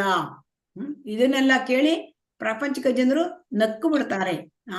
ಸ್ವತಃ ನೀವು ಎಲ್ಲವನ್ನೂ ಅರ್ಥ ಮಾಡಿಕೊಳ್ಳಬಲ್ಲರಿ. ಯಾಕೆ? ರಮಾನಂದರಾಯರು ಭಕ್ತರು, ಶುದ್ಧ ಭಕ್ತರು. ಸಂಗತಿಗಳೆಲ್ಲವನ್ನೂ ನೀವು ನಿಮ್ಮಲ್ಲಿ ಇಟ್ಟುಕೊಳ್ಳಬಲ್ಲರಿ. ನೋಡಿ, ನಿಮಗೆ ಎಲ್ಲಾ ಸಂಗತಿ ನಿಮಗೆ, ಈಗ ನೀವು ನನ್ನನ್ನು ನೋಡಿದ್ದೀರಿ, ರಾಧಾಕೃಷ್ಣ ಅಂತ ನೋಡಿದ್ದೀರಿ, ಈಗ ನಿಮ್ಮಲ್ಲೇ ಈ ಸಂಗತಿಗಳನ್ನ ಇಟ್ಕೊಳ್ಬೇಕು. ಆಮೇಲೆ ಇಲ್ಲಿ ನೋಡಿ, ಪ್ರಾಪಂಚಿಕರು ಏನ್ ಹೇಳ್ತಾರೆ? ಕೃಷ್ಣ ಪ್ರಜ್ಞೆ ಉಳ್ಳವರನ್ನ ಏನ್ ಹೇಳ್ತಾರೆ? ಹುಚ್ಚರು ಅಂತಾರೆ. ಉನ್ಮಾದ ಭರಿತ ಹುಚ್ಚರು ಅಂತ ಕರೀತಾರೆ. ಅಲ್ಲಿ ಏನ್ ಹೇಳ್ತಾರೆ? ಚೈತನ್ಯ ಮಹಾಪ್ರಭುಗಳು ಹೇಳ್ತಾರೆ, ರಾಮಾನಂದರಾಯ ನೀನು ಹುಚ್ಚ, ನಾನು ಹುಚ್ಚ. ಸೊ ಆದ್ರಿಂದ ನಾವಿಬ್ಬರು ಒಂದೇ ನೆಲೆಯಲ್ಲಿದ್ದೇವೆ. ಯಾರಿಂದ? Equal level. ನೀನು ಹುಚ್ಚ, ನಾನು ಹುಚ್ಚ. ಆದ್ರಿಂದ ಈ ಸಂಗತಿಗಳನ್ನು ಸಾಮಾನ್ಯ ಜನರಿಗೆ ತಿಳಿಸಬೇಡಿ. ಯಾಕೆಂದ್ರೆ ಅವ್ರು ತಿಳಿಸಿದರೆ ಅವರು ಹುಚ್ಚರು ಅಂತ ನಗಾಡ್ತಾರೆ, ಅವ್ರಿಗೆ ಗೊತ್ತಿಲ್ಲ. ಸೊ ಹಾಗಾಗಿ ಇಲ್ಲಿ ನಾವು ತಿಳ್ಕೋಬೇಕು. ಈಗ ಕೃಷ್ಣ ಪ್ರಜ್ಞೆಯಲ್ಲಿ ಇದ್ದವರಿಗೆ ಜನ ಏನ್ ತಿಳ್ಕೊತಾರೆ? ಹುಚ್ಚರು ಅಂತ ತಿಳ್ಕೊತಾರೆ ಅಲ್ವಾ? ಜನರನ್ನು ಕೃಷ್ಣ ಪ್ರಜ್ಞೆಯಲ್ಲಿ ಇದ್ದವರು ಏನ್ ತಿಳ್ಕೊತಾರೆ? ನಗ್ತಾರೆ ಜನ ಎಲ್ಲ. ಜನ ನಗ್ತಾರೆ, ಆಯ್ತು. ಜನರನ್ನು ಕೃಷ್ಣ ಪ್ರಜ್ಞೆಯುಳ್ಳ ಭಕ್ತರು ಅಂತ ತಿಳ್ಕೊತಾರೆ. ಹ್ಮ್. ಈಗ ಕೃಷ್ಣ ಪ್ರಜ್ಞೆಯಲ್ಲಿ ಒಬ್ಬ ಇದ್ದಾನೆ, ಅವ್ನು ಜನರನ್ನೇ ಅಂತ ತಿಳ್ಕೊತಾನೆ. ಅಯ್ಯೋ ಪಾಪ ಅಂತ. ಜನರು ಹುಚ್ಚು ಅಂತ ಹೇಳ್ತಾರೆ. ಏನ್ ಹೇಳಿ? ಯಾಕಂದ್ರೆ ಅವರಿಗೆ ಐಹಿಕದ ಹುಚ್ಚು ಹಿಡಿದಿದೆ ಜನರಿಗೆ ಅಂತ ಹೇಳ್ತಾನೆ. ಅಂತ ಕೃಷ್ಣ ಪ್ರಜ್ಞೆಲಿದ್ದವರು ಅನ್ಸ್ಕೊಳ್ತಾರೆ. ಆದ್ರೆ ಜನರೇ ಅಂತ ತಿಳ್ಕೊತಾರೆ ಕೃಷ್ಣ ಪ್ರಜ್ಞೆಲಿದ್ದವರನ್ನ, ಅವರಿಗೆ ಹುಚ್ಚು ಅಂತ ಹೇಳ್ತಾರೆ. ಸೊ ಹಾಗಾಗಿ ಇಲ್ಲಿ ಏನು ಅಂತಂದ್ರೆ, ಇದಕ್ಕೆ ಒಂದು ಶ್ಲೋಕ ಭಗವದ್ಗೀತೆಯಲ್ಲಿದೆ. ಯಾನಿಶಾ ಸರ್ವಭೂತಾನಾಂ ತಸ್ಯಾಂ ಜಾಗೃತಿ ಸಂಯಮಿ ಯಸ್ಯಾಂ ಜಾಗೃತಿ ಭೂತಾನಿ ಸಾ ನಿಶಾ ಪಶ್ಯತೋ ಮುನೇ. ಅಂದ್ರೆ ಏನಾಗುತ್ತೆ ಅಂದ್ರೆ, ಬದ್ಧಾತ್ಮನಿಗೆ ಯಾವುದು ರಾತ್ರಿ, ಅದು ಜಿತೇಂದ್ರಿಯನಿಗೆ ಅಂದ್ರೆ ಅದು ಅವೇಕನಿಂಗ್ ಅಂದ್ರೆ ಎಚ್ಚರದ ಸಮಯ. ಬದ್ಧಾತ್ಮ ಎಲ್ಲ ಮನಗಿದ್ದಾಗ ಜಿತೇಂದ್ರಿಯರು ಎದ್ದುಕೊಂಡು ಸಾಧನೆ ಮಾಡ್ತಾ ಇರ್ತಾರೆ. ಆದರೆ ದಿನದ ಟೈಮಲ್ಲಿ, ಬೇರೆ ಟೈಮಲ್ಲಿ ಸಾಮಾನ್ಯ ಜನರಿಗೆ ದಿನವಾದರೆ ಅದು ಸ್ಥಿತಪ್ರಜ್ಞನಿಗೆ ರಾತ್ರಿ. ಅದು ಹೇಗೆ ರಾತ್ರಿ ಸ್ಥಿತಪ್ರಜ್ಞನಿಗೆ? ಅವರು ಈ ಐಹಿಕ ಚಟುವಟಿಕೆಗಳಲ್ಲಿ ತೊಡಗಿರೋದಿಲ್ಲ. ಸೊ ಹಾಗಾಗಿ ಅವರಿಗೆ ಆತರ. ಸೊ ಅದರಿಂದ ಕೃಷ್ಣ ಪ್ರಜ್ಞೆ ಜನಸಾಮಾನ್ಯರಿಗೆ ಏನ್ ಕಾಣುತ್ತೆ ಕೃಷ್ಣ ಪ್ರಜ್ಞೆ ಅಂತಂದ್ರೆ, ಅವರು ಕೃಷ್ಣ ಪ್ರಜ್ಞೆಯಲ್ಲಿದ್ದಾರೆ, ಅವರಿಗೆ ಹುಚ್ಚು ಅಂತ ಕಾಣುತ್ತೆ. ಆದರೆ ಕೃಷ್ಣ ಪ್ರಜ್ಞೆಯಲ್ಲಿ ಇದ್ದವರಿಗೆ ಸಾಮಾನ್ಯ ಜನರ ಚಟುವಟಿಕೆಗಳು ಹುಚ್ಚು ಅಂತ ಅನಿಸುತ್ತೆ ಅಲ್ವಾ? ಹೌದು ಮಾತಾಜಿ. ಹೌದು ಮಾತಾಜಿ. ಹರೇ ಕೃಷ್ಣ. ಹಾಗಾಗಿ ಇಲ್ಲಿ ಏನಾಯ್ತು, ಚೈತನ್ಯ ಮಹಾಪ್ರಭುಗಳು ಹಾಗೂ ರಮಾನಂದರಾಯರು ಈ ರೀತಿ ಕೃಷ್ಣನ ಲೀಲೆಗಳನ್ನು ಮಾತನಾಡುತ್ತಾ 10 ದಿನಗಳನ್ನು ಕಳೆದರು. ಎಷ್ಟು ದಿವಸ? 10 ದಿವಸ ಈ ರಥ ಮಾತಾಡ್ತಾ ಕಳೀತಾ ಇದ್ದಾರೆ. ಇಬ್ಬರು ಪರಸ್ಪರರ ಸಾನ್ನಿಧ್ಯವನ್ನು ಮುದದಿಂದ ಆಸ್ವಾದಿಸುತ್ತಿದ್ದರು. ಅಂದ್ರೆ ತುಂಬಾ ಒಬ್ಬರ ಸಂಘವನ್ನ ಮತ್ತೊಬ್ಬರು ತುಂಬಾ ಆಸ್ವಾದನೆ ಮಾಡ್ತಾ ಇದ್ರು. ಆಮೇಲೆ ರಾಧಾಕೃಷ್ಣರ ಲೀಲೆಗಳನ್ನು ಕುರಿತು ಜಿಜ್ಞಾಸೆಯಲ್ಲಿ ತೊಡಗಿದ್ದರು. ರಾಧಾಕೃಷ್ಣರ ಲೀಲೆಗಳ ಬಗ್ಗೆನೇ ಮಾತಾಡ್ತಾ ಇದ್ದಿದ್ರು ಅವರು. ಅದನ್ನ ಕುರಿತು ಚರ್ಚೆ. ಅವರಿಬ್ಬರ ನಡುವೆ ನಡೆದ ಮಾತುಕತೆಗಳು ಅತ್ಯುನ್ನತ ನೆಲೆಯ ಕೃಷ್ಣ ಪ್ರೇಮದಿಂದ ತುಂಬಿದ್ದವು. ಟಾಪ್ ಲೆವೆಲ್ ಕೃಷ್ಣ ಪ್ರೇಮ ಅವರಿಬ್ಬರದು ಸಂಭಾಷಣೆ. ಸೊ ಹಾಗಾಗಿ ಇಲ್ಲಿ ರಾಧಾರಾಣಿ ಮತ್ತು ಕೃಷ್ಣ ಅವರ ಮಾಧುರ್ಯ ಲೀಲೆಗಳ ವರ್ಣನೆ ಅಲ್ಲಿ ಇವ ಸಂಭಾಷಣೆಯಲ್ಲಿದೆ. ಸೊ ಹಾಗಾಗಿ ಅದು ತುಂಬಾ ತುಂಬಾ ತುಂಬಾ ತುಂಬಾ ತುಂಬಾ ತುಂಬಾ ಡಿಸ್ಕಸ್ ಮಾಡಿದ್ದಾರೆ ಅವರು. ಸೊ ಹಾಗಾಗಿ ಇಲ್ಲಿ ಚರ್ಚೆ ಇಷ್ಟು ಡಿಸ್ಕಸ್ ಮಾಡಿದ್ರು, ಆ ಕೃಷ್ಣ ಮತ್ತು ರಾಧಾ ಇವರ ಲೀಲೆಗಳನ್ನ ಅದಕ್ಕೆ ಪೂರ್ತಿ ಮುಗಿತು ಅಂತ ಆಗ್ಲಿಲ್ಲಂತೆ. ನೋಡಿ ಯಾಕಿರ್ಬೋದು? ಅವ್ರಿಗೆ ತೃಪ್ತಿ ಆಗ್ಲಿಲ್ಲ ಇನ್ನ. ಅದು ಮುಗಿಸ್ಲಿಕ್ ಬರೋದಿಲ್ಲಂತೆ. ಯಾಕೆ ಮುಗಿಸ್ಲಿಕ್ ಬರೋದಿಲ್ಲ? ಕೃಷ್ಣ ಮತ್ತು ರಾಧಾರಾಣಿಯರ ಅವರ ಚರ್ಚೆ ಅದು ಲಿಮಿಟು ಎಂಡೇ ಇಲ್ಲಂತೆ. ಅದು ಎಂಡ್ ಮಾಡ್ಲಿಕ್ಕೆ ಬರೋದಿಲ್ಲಂತೆ. ಈಗ ಅನಂತ ಶೇಷನಿಗೆ 1000 ನಾಲಿಗೆ ಇದೆ. ಅವ್ರು ಹೇಳಿದ್ರು ಕೂಡ, ಅವ್ರು ಎಷ್ಟು ಲೀಲೆಗಳನ್ನ ಹೇಳಿದ್ರು ಕೂಡ ಅವರು ಕೂಡ ಮುಗಿಸ್ಲಿಕ್ಕೆ ಸಾಧ್ಯ ಇಲ್ಲಂತೆ. ಅದು ಮುಗಿತು ಹೇಳದೇ ಇಲ್ಲ. ವರ್ಣಿಸಲಾಗದಂತೆ ಈ ಚರ್ಚೆಯ ಬಹುಭಾಗ ಅದನ್ನ ನಮಗೆ ಎಕ್ಸ್ಪ್ಲೇನ್ ಮಾಡ್ಲಿಕ್ಕೆ ಆಗಲ್ಲ ಅಂತ ಹೇಳ್ತಾ ಇದ್ದಾರೆ. ಸೊ ಈಗ ಇವರಿಬ್ಬರ ನಡುವಿನ ಚರ್ಚೆ, ರಾಮಾನಂದರಾಯರು ಮತ್ತು ಚೈತನ್ಯ ಮಹಾಪ್ರಭುಗಳು ಇವರ ನಡುವಿನ ಚರ್ಚೆಯನ್ನ, ಮಾತುಕತೆಗಳನ್ನ ಚೈತನ್ಯ ಚರಿತಾಮೃತದಲ್ಲಿ ಒಂದು ಲೋಹ ಪರೀಕ್ಷೆಗೆ ಹೋಲಿಸಲಾಗಿದೆ. ಲೋಹದ ಇದಕ್ಕೆ ಹೋಲಿಸ್ತಾರಂತೆ. ಯಾವುದು? ತಾಮಾಕಾಂಸ ರೂಪ ಸೋನ ರತ್ನ ಚಿಂತಾಮಣಿ ಕೇಹ ಯದಿ ಕಹಾನ್ ಪೋರ ಪಾಂಗಿ ಏಕಖಾನಿ. ಅಂದ್ರೆ ಚೈತನ್ಯ ಮಹಾಪ್ರಭುಗಳು ಮತ್ತು ರಮಾನಂದರಾಯರ ಈ ಸಂಭಾಷಣೆ ಒಂದು ದೊಡ್ಡ ಗಣಿ ಇದ್ದಂತೆ, ಒಂದು ಮೈನ್ ಅಂತೆ. ಆ ಮೈನ್ ಒಳಗೆ ಗಣಿ ಒಳಗೆ ಏನ್ ಸಿಕ್ಕುತ್ತೆ? ಚಿನ್ನ, ತಾಮ್ರದ ಗಣಿ, ಕಂಚಿದ ಗಣಿ, ಬೆಳ್ಳಿ ಗಣಿ, ಬಂಗಾರದ ಗಣಿ ಅಲ್ವಾ? Kolar gold mains. ಹೌದು. ಒಂದೊಂದು ಗಣಿಲಿ ಒಂದೊಂದು ಸಿಕ್ಕುತ್ತೆ. ಆದರೆ ಈ ರಮಾನಂದರಾಯರು ಮತ್ತು ಚೈತನ್ಯ ಮಹಾಪ್ರಭುಗಳು ಇವರ ಸಂಭಾಷಣೆ ಗಡಿಯಲ್ಲಿ, ಆ ಗಡಿಯಲ್ಲಿ ಎಲ್ಲವನ್ನೂ ಪಡೆಯಬಹುದು. ತಾಮ್ರವು ಸಿಕ್ಕುತ್ತೆ, ಕಂಚು ಸಿಕ್ಕುತ್ತೆ, ಬೆಳ್ಳಿ ಸಿಕ್ಕುತ್ತೆ, ಬಂಗಾರ ಸಿಕ್ಕುತ್ತೆ, ಮತ್ತೆ ಚಿಂತಾಮಣಿ ಕೂಡ ಸಿಕ್ಕುತ್ತೆ. ಸೊ ಹಾಗಾಗಿ ಇಲ್ಲಿ ಭಕ್ತಿ ವಿನೋದ ಠಾಕೂರರು ಏನ್ ಹೇಳ್ತಾರೆ ಅಂತಂದ್ರೆ, ಚೈತನ್ಯ ಮಹಾಪ್ರಭುಗಳ ಪ್ರಶ್ನೆ ಮತ್ತು ಉತ್ತರ, ರಾಮಾನಂದರಾಯರ ಉತ್ತರ, ಇದನ್ನು ನಾವು ನೋಡಿದ್ದೇವೆ ಅಲ್ವಾ? ನೆನಪಿದ್ಯಾ? ಪ್ರಶ್ನೆ ಮತ್ತು ಉತ್ತರ ನೆನಪಿದ್ಯಾ? ಹರೇ ಕೃಷ್ಣ. ಹಾ, ಮತ್ತೋಗಿದೀವಿ ಮಾತಾಡ್ತೀವಿ. ಕೇಳಿದ್ದ ಅಂತರದ ಅದಾರು ನೆನಪಿದ್ಯಾ? ಕೇಳಿದ್ದಾರೆ ಅಂತ ಹೇಳ ಶಬ್ದವಾದ್ರು. ಹೌದು ಹಾ? ಮಾತಾಡಿ. ಹೌದು ಮಾತಾಜಿ. ಹಾ, ಅದರಲ್ಲಿ ಕೇಳಿದ್ದಾರೆ. ಅದರಲ್ಲಿ ಮೊದಲನೇ ಪ್ರಶ್ನೆಗೆ ಉತ್ತರ ಅದು ತಾಮ್ರವಂತೆ. ಅಂದ್ರೆ ಲೆವೆಲ್, ಡಿಫ್ರೆಂಟ್ ಲೆವೆಲ್ ಆಫ್ ಅದಕ್ಕೆ ಇದಿದೆ, ಮೀನಿಂಗ್ಸ್ ಇದೆ. ಮೊದಲನೇ ಉತ್ತರ ಅದು ತಾಮ್ರ. ಆಮೇಲೆ ಅಲ್ಲಿ ಎರಡನೇ ಉತ್ತರ ಕಂಚು. ಮೊದಲನೇ ಉತ್ತರ ಯಾವುದು? ವ್ಯಕ್ತಿ ಪಡೆದಿರಬಹುದಾದ ಅತ್ಯುತ್ಕೃಷ್ಟವಾದ ಖ್ಯಾತಿ ಯಾವುದು? ಕೃಷ್ಣ ಪ್ರಜ್ಞೆ ಉಳ್ಳವರು, ಅದು ತಾಮ್ರವಂತೆ. ಆಮೇಲೆ ಜಗತ್ತಿನಲ್ಲಿ ಅತಿ ಹೆಚ್ಚು ಬೆಲೆ ಬಾಳುವ ವಸ್ತು ಯಾವುದು? ಕೃಷ್ಣ ಪ್ರೇಮ. ರಾಧಾಕೃಷ್ಣರಲ್ಲಿ ಪ್ರೇಮ. ಕೃಷ್ಣ ಪ್ರೇಮ. ಎರಡನೇ ಉತ್ತರ ಕಂಚು. ಆಮೇಲೆ ಮೂರನೇ ಪ್ರಶ್ನೆ, ನಿಜವಾದ ಮುಕ್ತಾತ್ಮ ಯಾರು? ನಿಜವಾದ ಮುಕ್ತಾತ್ಮ ಅವನು ನಾರಾಯಣ ಭಕ್ತ.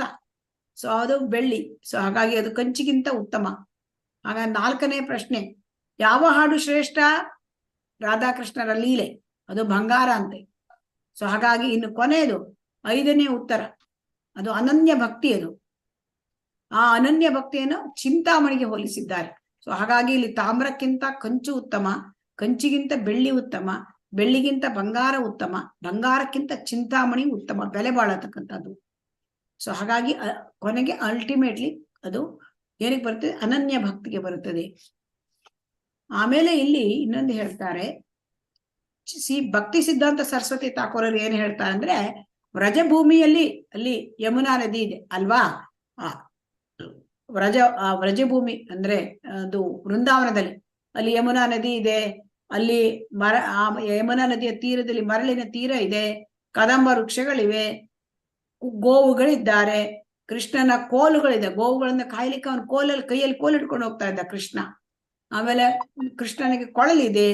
ಸೊ ಇವೆಲ್ಲ ಏನು, ಯಾವ ರಸದಲ್ಲಿದೆವು? ಶಾಂತರಸ. ಇವೆಲ್ಲ ಶಾಂತರಸ. ಆಮೇಲೆ ವೃಂದಾವನದಲ್ಲಿ ಚಿತ್ರಕ, ಪತ್ರಕ, ರಕ್ತಕ ಅವರಿದ್ದಾರೆ. ಅವ್ರು ಯಾವ ರಸ? ದಾಸ್ಯರಸ. ದಾಸ್ಯರಸ. ದಾಸ್ಯರಸ. ಶ್ರೀಧಾಮ ಸುಧಾಮರಂತ ಗೆಳೆಯರು ಯಾವ ರಸ?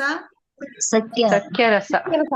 ನಂದ ಮಹಾರಾಜ ತಂದೆ ತಾಯಿ, ನಂದ ಮಹಾರಾಜ ತಂದೆ ವಾತ್ಸಲ್ಯ ರಸ. ವಾತ್ಸಲ್ಯ ರಸ.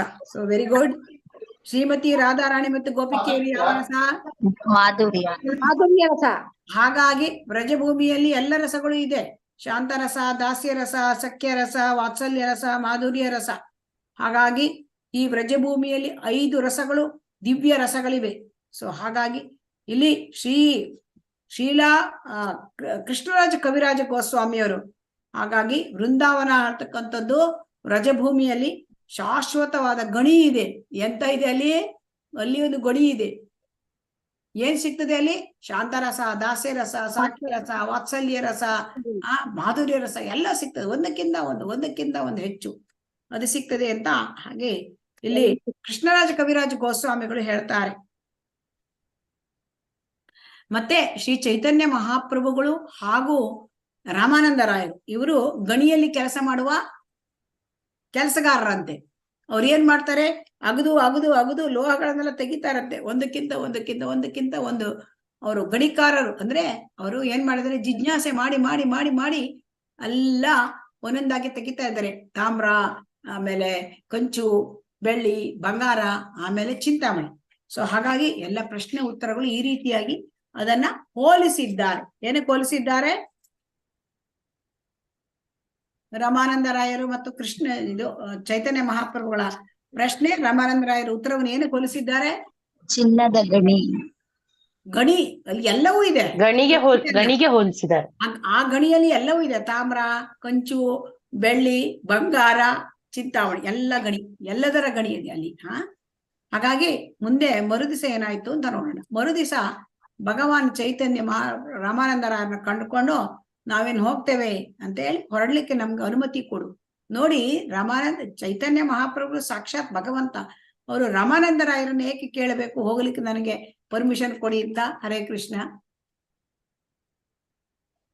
ರಾಮಾನಂದರಾಯರ ಪರ್ಮಿಷನ್ ಯಾಕೆ ಕೇಳ್ಬೇಕಾಗಿತ್ತು? ಹೌದು ಮಾತಾಜಿ. ಅವರ ನಮ್ರತೆ, ಚೈತನ್ಯ ಮಹಾಪ್ರಭುಗಳ ನಮ್ರತೆ. ಸೊ ನಮ್ರತೆಯ ಪ್ರದರ್ಶನ. ಯಾಕೆ? ರಾಮಾನಂದರಾಯರ ಅವರು ಅತಿಥಿ ಆಗಿದ್ರು, ಫ್ರೆಂಡ್ ಆಗಿದ್ರು, ತುಂಬಾ ಕ್ಲೋಸ್. ಸೊ ಹಾಗಾಗಿ ಅವ್ರಿಗೆ ಹೇಳ್ತಾರಂತೆ, ನಂಗೆ ಹೋಗ್ಬೇಕು, ಇನ್ನು ನನಗೆ ಅನುಮತಿ ಕೊಡಿ. ಆಮೇಲೆ ಇಲ್ಲಿ ಏನ್ ಹೇಳ್ತಾರೆ, ಮತ್ತೆ ಚೈತನ್ಯ ಮಹಾಪ್ರಭುಗಳು ಹೇಳಿದ್ರು, ನಿನ್ಗೆ ಅವ್ರಿಗೆ ಏನು ಹೋಗ್ಬೇಕಾದ್ರೆ ಹೇಳ್ತಾರೆ, ನಾನು ಹೋಗ್ತೇನೆ, ನಂಗೆ ಅನುಮತಿ ಕೊಡು. ಆಯ್ತು, ನಿನಗೆ ಏನು ಅಂದ್ರೆ ಅವರು ಏನ್ ಹೇಳ್ತಾರೆ, ನಿನ್ನ ಎಲ್ಲ ಐಹಿಕ ಕಾರ್ಯಗಳನ್ನು ಬಿಟ್ಬಿಡು, ನೀನು ಎಲ್ಲ ಈಗ ಐಹಿಕ ಮಾಡ್ತಾ ಇದೀಯ. ರಾಜ್ಯಪಾಲ ಯಾರು? ರಾಮಾನಂದರಾಯರು ಏನ್ ಕೆಲಸ ಮಾಡ್ತಾ ಇದ್ರು? ಚಾಕ್ರಿ ಕೆಲಸ. ಯಾವ ಕೆಲಸ? ಸರ್ಕಾರಿ ಹುದ್ದೆ. ಸರ್ಕಾರಿ ಯಾವ ಹುದ್ದೆ? ರಾಜ್ಯಪಾಲ, ಕೆಲ್ಸ. ದೊಡ್ಡ ಹುದ್ದೆ. ಸೊ ಅದು ಬಿಟ್ಬಿಡು ಹೇಳ್ತಾರೆ.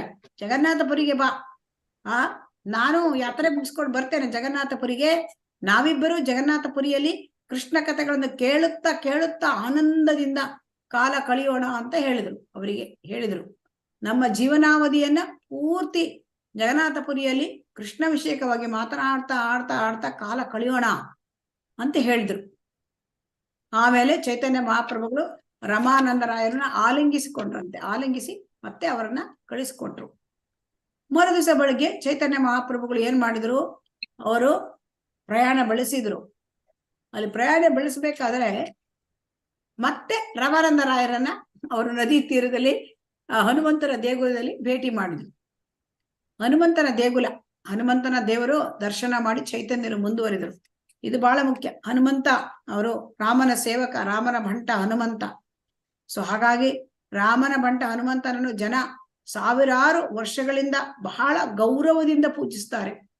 ಹನುಮಾನ್ ಜಯಂತಿ ಬಂತಲ್ವಾ? ಹರೇ ಕೃಷ್ಣ. ಹೌದು ಮಾತಾಜಿ. ರಾಮನ್ ನವಮಿ, ಹನುಮಾನ್ ಜಯಂತಿ ಎಲ್ಲ ಬರ್ತಾ ಇದೆ. ಸೊ ಹಾಗಾಗಿ ಹನುಮಂತ ದೇವರ ದರ್ಶನ ಮಾಡಿ ಚೈತನ್ಯ ಮಹಾಪ್ರಭುಗಳು ಮುಂದುವರೆದರು. ಈಗ ಆಮೇಲೆ ಚೈತನ್ಯ ಮಹಾಪ್ರಭುಗಳು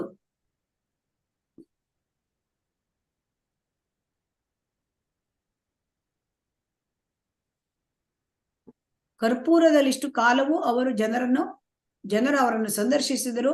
ಅವರ ಅನುಗ್ರಹದಿಂದಾಗಿ ಅವರನ್ನು ಕಂಡ ಪ್ರತಿಯೊಬ್ಬರು ಭಕ್ತರಾದರು. ಚೈತನ್ಯ ಮಹಾಪ್ರಭುಗಳ ಭಕ್ತರಾದರಂತೆ ಪ್ರತಿಯೊಬ್ಬರು. ಅವ್ರು ಯಾರನ್ನ ಸಂದರ್ಶನ ಮಾಡಿದಾರೋ ಅವರಷ್ಟು ಭಕ್ತರಾದರು. ಹೇಗೆ? ಹರೇ ಕೃಷ್ಣ. ಅವರ ಅನುಗ್ರಹದಿಂದ. ಅವ್ರ ಹತ್ರ ಕೃಷ್ಣ ಪ್ರೇಮ ಕೊಡ್ಲಿಕ್ಕೆ ಬಂದಿದ್ರಲ್ಲ ಮಾತಾಜಿ, ಅಷ್ಟು ಕೃಷ್ಣ ಪ್ರೇಮ ಇತ್ತು. ಅವ್ಯಾಜ್ಯ ಕರುಣೆ, ಕೃಪೆ. ಅದೇ ಅವ್ಯಾಜ್ಯ ಮಹಾವದನ್ಯ ಅವತಾರ. ತುಂಬಾ ಕರುಣೆಯಿಂದ ಕೊಟ್ಟರು. ಮಕ ನೋಡಿದ್ರೆ ಸಾಕು, ಯಾರ್ದಾರು ಕೃಷ್ಣ ಪ್ರೇಮ ಅವರಿಗೆ ಮುಟ್ಟಿ ಹೋಯ್ತು, ಅವ್ರ ಭಕ್ತರಾಗಿ ಬಿಡ್ತಾರೆ. ಅದು ಹೇಗೆ? ಹಾಗೆ ಅವರದ್ದು. ಆಮೇಲೆ ಈಗ ಏನಾಯ್ತು, ರಾಮಾನಂದರಾಯರು ಬಿಟ್ಟು ಹೋದ್ರಲ್ವಾ, ಚೈತನ್ಯ ಮಹಾಪ್ರಭುಗಳು ಬಿಟ್ಟು ಹೋದ್ರು. ಅವಾಗ ರಾಮಾನಂದರಾಯರಿಗೆ ಏನಾಯ್ತು, ರಾಮಾನಂದರಾಯರಿಗೆ ಚೈತನ್ಯ ಮಹಾಪ್ರಭುಗಳ ಅಗಲುವಿಕೆಯ ಈ ನೋವು ಶುರುವಾಯ್ತಂತೆ. ಶೋಕ, ರಾಮಾನಂದರಾಯರಿಗೆ ದುಃಖ. ಹೇಗೆ? ಚೈತನ್ಯ ಮಹಾಪ್ರಭುಗಳು ಬಿಟ್ಟು ಹೋದ್ರೋಳು ಆ ದುಃಖ. ಆ ದುಃಖದಲ್ಲಿ ಅವ್ರು ಏನ್ ಮಾಡ್ತಾರೆ, ಅವ್ರು ಎಲ್ಲ ಬಿಟ್ಬಿಡ್ತಾರಂತೆ. ನೌಕರಿ ಎಲ್ಲ, ಸರ್ಕಾರಿ ಚಾಕರಿಯಿಂದ ನಿವೃತ್ತರಾಗಿ ಅವರು ಜಗನ್ನಾಥಪುರಿಗೆ ಪ್ರಭುಗಳ ಜೊತೆಯಲ್ಲಿ ತಮ್ಮ ಉಳಿದ ಆಯುಷ್ಯವನ್ನು ಕಳಿಬೇಕು ಆಗಲೇ ನಿರ್ಧಾರ ಮಾಡ್ಬಿಟ್ರು ರಾಮಾನಂದರಾಯರು. ರಾಮಾನಂದರಾಯರು ಹಾಗೂ ಭಗವಾನ್ ಚೈತನ್ಯ ನಡುವೆ ನಡೆದ ಚರ್ಚೆ ಭಕ್ತಿ ಸೇವೆಯ ಘನೀಕೃತ ರೂಪ. ಹಾಗಾಗಿ ಇಲ್ಲಿ ಚೈತನ್ಯ ಮಹಾಪ್ರಭುಗಳ ಆ ಲೀಲೆಗಳು, ಇದು ಯಾವುದು? ಆ ಚೈತನ್ಯ ಮಹಾಪ್ರಭುಗಳ ಲೀಲೆಗಳನ್ನ ಏನ್ ಕರೀತಾರೆ, ರಾಮಾನಂದ ಜೊತೆ ಅವರು ಭಾಷಣ ಅಂದ್ರೆ ಸಂಭಾಷಣೆ ಮಾಡಿದ್ದಾರಲ್ಲ, ಅದೆಲ್ಲ ಲೀಲೆ ಅವರದು. ಹೇಗೆ ಜನರಿಗೆ ಅದು ತಿಳಿಸ್ಲಿಕ್ಕಾಗಿ ಅದು ಲೀಲೆ. ಅಂದ್ರೆ ರಾಮಾನಂದರಾಯರು ಸಾಕ್ಷಾತ್ ಚೈತನ್ಯ ಮಹಾಪ್ರಭುಗಳು ಸಾಕ್ಷಾತ್ ಭಗವಾನ್ ಕೃಷ್ಣ, ರಾಮಾನಂದರಾಯರು ವಿಶಾಖ ಸಖಿ. ಸೊ ಹಾಗಾಗಿ ರಾಧಾರಾಣಿ ಮತ್ತು ವಿಶಾಖ ಕೃಷ್ಣ. ಸೊ ಈ ರೀತಿಯಾಗಿದ್ದ ಮಾತುಕತೆ ಅದು. ಸೊ ಹಾಗಾಗಿ ಅಲ್ಲಿ ನಡೀತಕ್ಕಂಥದ್ದು ಚರ್ಚೆ ಕೃಷ್ಣ ರಾಧಾ ಮತ್ತು ಕೃಷ್ಣರ ಲೀಲೆ. ಸೊ ಇದು ಹೇಗೆ ಕೇಳಿದ್ರೆ, ಚೈತನ್ಯ ಮಹಾಪ್ರಭುಗಳ ಲೀಲೆಗಳು ಅಂದ್ರೆ ಕಂಡೆನ್ಸ್ಡ್ ಮಿಲ್ಕ್ ಇದ್ದಂಗೆ. ಅಂದ್ರೆ ಘನೀಕೃತ ಸಾಂದ್ರೀಕೃತ ಹಾಲನ್ನ ತುಂಬಾ ಕಂಡೆನ್ಸ್ ಮಾಡಿದಾಗ ಅದು ಹಾಲು. ಆಮೇಲೆ ರಾಮಾನಂದರಾಯರ ಚಟುವಟಿಕೆಗಳು, ಅವರಿಗೆ ಉತ್ತರ ಹೇಳಿದ್ರು, ಅದೆಲ್ಲ ಶುಗರ್ ಕ್ಯಾಂಡಿ ಅಂತೆ, ಸಕ್ಕರೆ ಇದ್ದಂತೆ. ಹಾಲು ಸಕ್ಕರೆ ಬೆರೆಸಿದ್ರೆ ಏನಾಗುತ್ತೆ? ತುಂಬಾ ಚೆನ್ನಾಗಿರುತ್ತೆ ಮಾತಾಜಿ. ಅವರಿಬ್ಬರ ಮೀಟಿಂಗು ಸಂಭಾಷಣೆ ಮಾಡಿದ್ದಾರಲ್ಲ, ಅದು ಏನಂತಂದ್ರೆ ಅವರು ಈ ಸಾಂದ್ರೀಕೃತ ಹಾಲಿಗೆ ಸಕ್ಕರೆ ಬೆರೆಸಿದಂಗೆ. ಯಾಕೆಂದ್ರೆ ಚೈತನ್ಯ ಮಹಾಪ್ರಭುಗಳು ಉತ್ತರ ಕೊಡೋದು ಸಕ್ಕರೆ ಸಿಹಿ. ಅವರು ಚೈತನ್ಯ ಮಹಾಪ್ರಭುಗಳ ಲೀಲೆ ಅದು ಒಂದು ರೀತಿ ಕಂಡೆನ್ಸ್ಡ್ ಮಿಲ್ಕ್, ಅಂದ್ರೆ ಸಾಂದ್ರೀಕೃತ ಘನೀಕೃತ ಹಾಲು. ಸೊ ಹಾಗಾಗಿ ಬೆರೆಸಿದ್ದಾರೆ, ಹಾಲಿಗೆ ಸಕ್ಕರೆ ಬೆರೆಸಿದಾರಂತೆ. ಸೊ ಹಾಗಾಗಿ ಅವರು ರಾಧಾಕೃಷ್ಣರ ಲೀಲೆಗಳನ್ನು ಮಾತಾಡ್ತಾ ಇದ್ದಾರೆ ಅಂದ್ರೆ ಅದಕ್ಕೆ ಕರ್ಪೂರ ಬೆರೆಸಿದರಂತೆ. ಅಂದ್ರೆ ಈ ಮಿಶ್ರಣ ಹಾಲು ಸಕ್ಕರೆ ಕರ್ಪೂರ ಅಂದ್ರೆ ಚೈತನ್ಯ ಮಹಾಪ್ರಭುಗಳ ಲೀಲೆಗಳು ಮತ್ತೆ ರಾಮಾನಂದರಾಯರ ಚಟುವಟಿಕೆಗಳು ಹಾಗೂ ರಾಧಾಕೃಷ್ಣ ಲೀಲೆಗಳು, ಇದನ್ನ ಸವಿಯುವುದು, ಇದನ್ನ ಯಾರು ಸವಿತಾರೆ ಅವರು ಅದೃಷ್ಟವಂತರಂತೆ. ಸೊ ಹಾಗಾಗಿ ಇದನ್ನ ನಾವ್ ಏನ್ ಮಾಡ್ಬೇಕು, ಹೇಗೆ ಸವಿಬೇಕು? ಕಿವಿಯ ಮೂಲಕ ಸವಿಬೇಕು, ಬಾಯಿಯಲ್ಲ, ಶ್ರವಣ ಮೂಲಕ. ಶ್ರವಣ. ಅದನ್ನೇ ಯಾರು ಇದನ್ನ ಕೇಳ್ತಾ ಇರ್ತಾರೋ ಅವರಿಗೆ ಮತ್ತೆ ಮತ್ತೆ ಕೇಳಬೇಕು ಅಂತ ಅನಿಸುತ್ತದೆ. ಅನಿಸ್ತಾ ಇದೆಯಾ ನಿಮಗೆ? ಅನಿಸ್ತಾ ಇದೆಯಾ ಮಾತಾಜಿ? ಅನ್ನಿಸ್ತಾ ಇದೆ ಮಾತಾಜಿ. ಹೌದು ಮಾತಾಜಿ. ಅನಿಸ್ತಾ ಇದೆ. ಈಗ 3 ತಿಂಗಳಿಂದ ಕೇಳ್ತಾ ಇದ್ದೀರಲ್ವಾ? ಇನ್ನೊಂದ್ಸಲ ಮಾಡಿ. ಹರೇ ಕೃಷ್ಣ. ರಾಧಾಕೃಷ್ಣ ಈ ಲೀಲೆಗಳನ್ನ ಚೈತನ್ಯ ಮಹಾಪ್ರಭುಗಳು ಮತ್ತು ರಾಮಾನಂದ ರಾಯರ ಈಗ 1 ವಾರದಿಂದ ನಾವು ಮಾಡ್ತಾ ಇದ್ದೇವೆ. ಜಾಸ್ತಿ ಆಯ್ತು ಈ ರಾಮಾನಂದ ರಾಯರದ್ದು ಮಾಡ್ತಾ ಅಲ್ವಾ? ಎಷ್ಟು ದಿವಸ ಜಾಸ್ತಿ ಆಗಿದೆ ನಮ್ಗೆ. ಹಾ, ಇವಾಗ ಜಾಸ್ತಿ ಪ್ರೀತಿ. ಒಂದು 10 ದಿವಸ ಆಗಿದೆ ಮಾತಾಜಿ. ಏನು ಹೇಳಿ ಮಾತಾಜಿ? 10 ದಿವಸದ ಆಗಿದೆ. 10 ದಿವಸದಿಂದ ಹೇಳ್ತಾ ಇದ್ದೇವೆ ಇದ್ರನ್ನ, ನಂಗೆ ನೆನಪಿಲ್ಲ. ಹೌದು. ಇದು ಏನಂತಂದ್ರೆ ಹಾಲು ಸಕ್ಕರೆ ಕರ್ಪೂರ ಬೆರೆಸಿದಂತೆ ಅದನ್ನ ನಾವು ಕಿವಿ ಒಳಗೆ ಕೇಳಬೇಕು. ಏನ್ ಮಾಡ್ಬೇಕು? ಕಿವಿ ಒಳಗೆ ಸ್ವೀಕರಿಸಬೇಕು, ಕೇಳಬೇಕು. ಅಂದ್ರೆ ಶ್ರವಣ ಮಾಡ್ಬೇಕು. ಈಗ ನಾವು ಮಾಡ್ತಾ ಇರೋದು ಏನು? ಶ್ರವಣವೇ ಅಲ್ವಾ? ಹೌದು ಮಾತಾಜಿ. ಹಾಗಾಗಿ ಯಾರು ಇದನ್ನು ಕೇಳ್ತಾರೆ ಅವರಿಗೆ ಪದೇ ಪದೇ ಕೇಳಬೇಕು ಅಂತ ಅನ್ಸುತ್ತೆ. ಅದಕ್ಕೆ ರಸತತ್ವ ಜ್ಞಾನಯ ಈಹಾರ ಶ್ರವಣೆ ಪ್ರೇಮ ಭಕ್ತಿ ಹಯ ರಾಧಾ ಕೃಷ್ಣರ ಚರಣೆ. ಪ್ರೇಮ ಭಕ್ತಿ ಬರ್ತದೆ ಅಂತೆ. ಸೊ ಹಾಗಾಗಿ ರಾಮಾನಂದ ರಾಯರು ಮತ್ತು ಚೈತನ್ಯ ಮಹಾಪ್ರಭುಗಳ ಈ ಮಾತುಕತೆಗಳು ಕೇಳೋದ್ರಿಂದ ವ್ಯಕ್ತಿಗೆ ರಾಧಾಕೃಷ್ಣ ಲೀಲೆಗಳ ರಸದ ದಿವ್ಯ ಜ್ಞಾನದ ಅರಿವುಂಟಾಗುತ್ತೆ. ಇದು ಶ್ರುತಿ ಫಲ. ಶ್ರುತಿ ಫಲಕ್ಕೆ ನಾವು ಬರ್ತಾ ಇದ್ದೇವೆ. ರಾಧಾಕೃಷ್ಣರ ಲೀಲೆಯನ್ನ ಹೇಗೆ ಚೈತನ್ಯ ಮಹಾಪ್ರಭುಗಳು ಮತ್ತು ರಾಮಾನಂದ ರಾಯರು ಸಂಭಾಷಣೆ ಮೂಲಕ ಅದನ್ನ ಮಾಡಿದ್ದಾರೆ, ಅದನ್ನ ಯಾರು ಕೇಳ್ತಾರೆ ಅವರಿಗೆ ರಾಧಾಕೃಷ್ಣರ ದಿವ್ಯ ಲೀಲೆಗಳ ರಸದ ಜ್ಞಾನ ಬರುತ್ತೆ. ಸೊ ಹಾಗಾಗಿ ಒಬ್ಬನು ರಾಧಾಕೃಷ್ಣರ ಇದು ಚರಣ ಕಮಲಗಳಲ್ಲಿ ಶುದ್ಧ ಪ್ರೇಮವನ್ನ ಅವರು ಪಡ್ಕೊಳ್ಬಹುದು. ಏನದು ಲಾಭ? ಕೇಳೋದ್ರಿಂದ ಏನ್ ಲಾಭ? ಶುದ್ಧ ಪ್ರೇಮವನ್ನು ಶುದ್ಧ ಪ್ರೇಮ ಪಡ್ಕೊಂಡು. ಹಾ,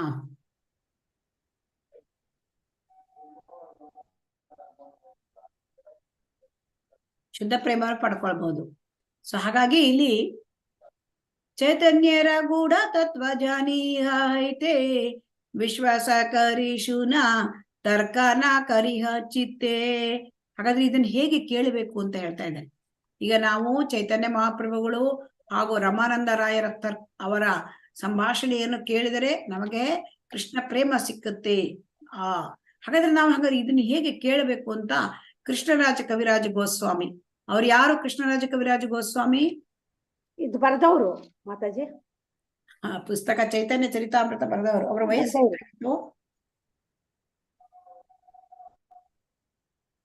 ಚೈತನ್ಯ ಚರಿತಾಮೃತ ಬರಿಬೇಕಾದ್ರೆ ಅವರ ವಯಸ್ಸು ಎಷ್ಟಾಗಿತ್ತು?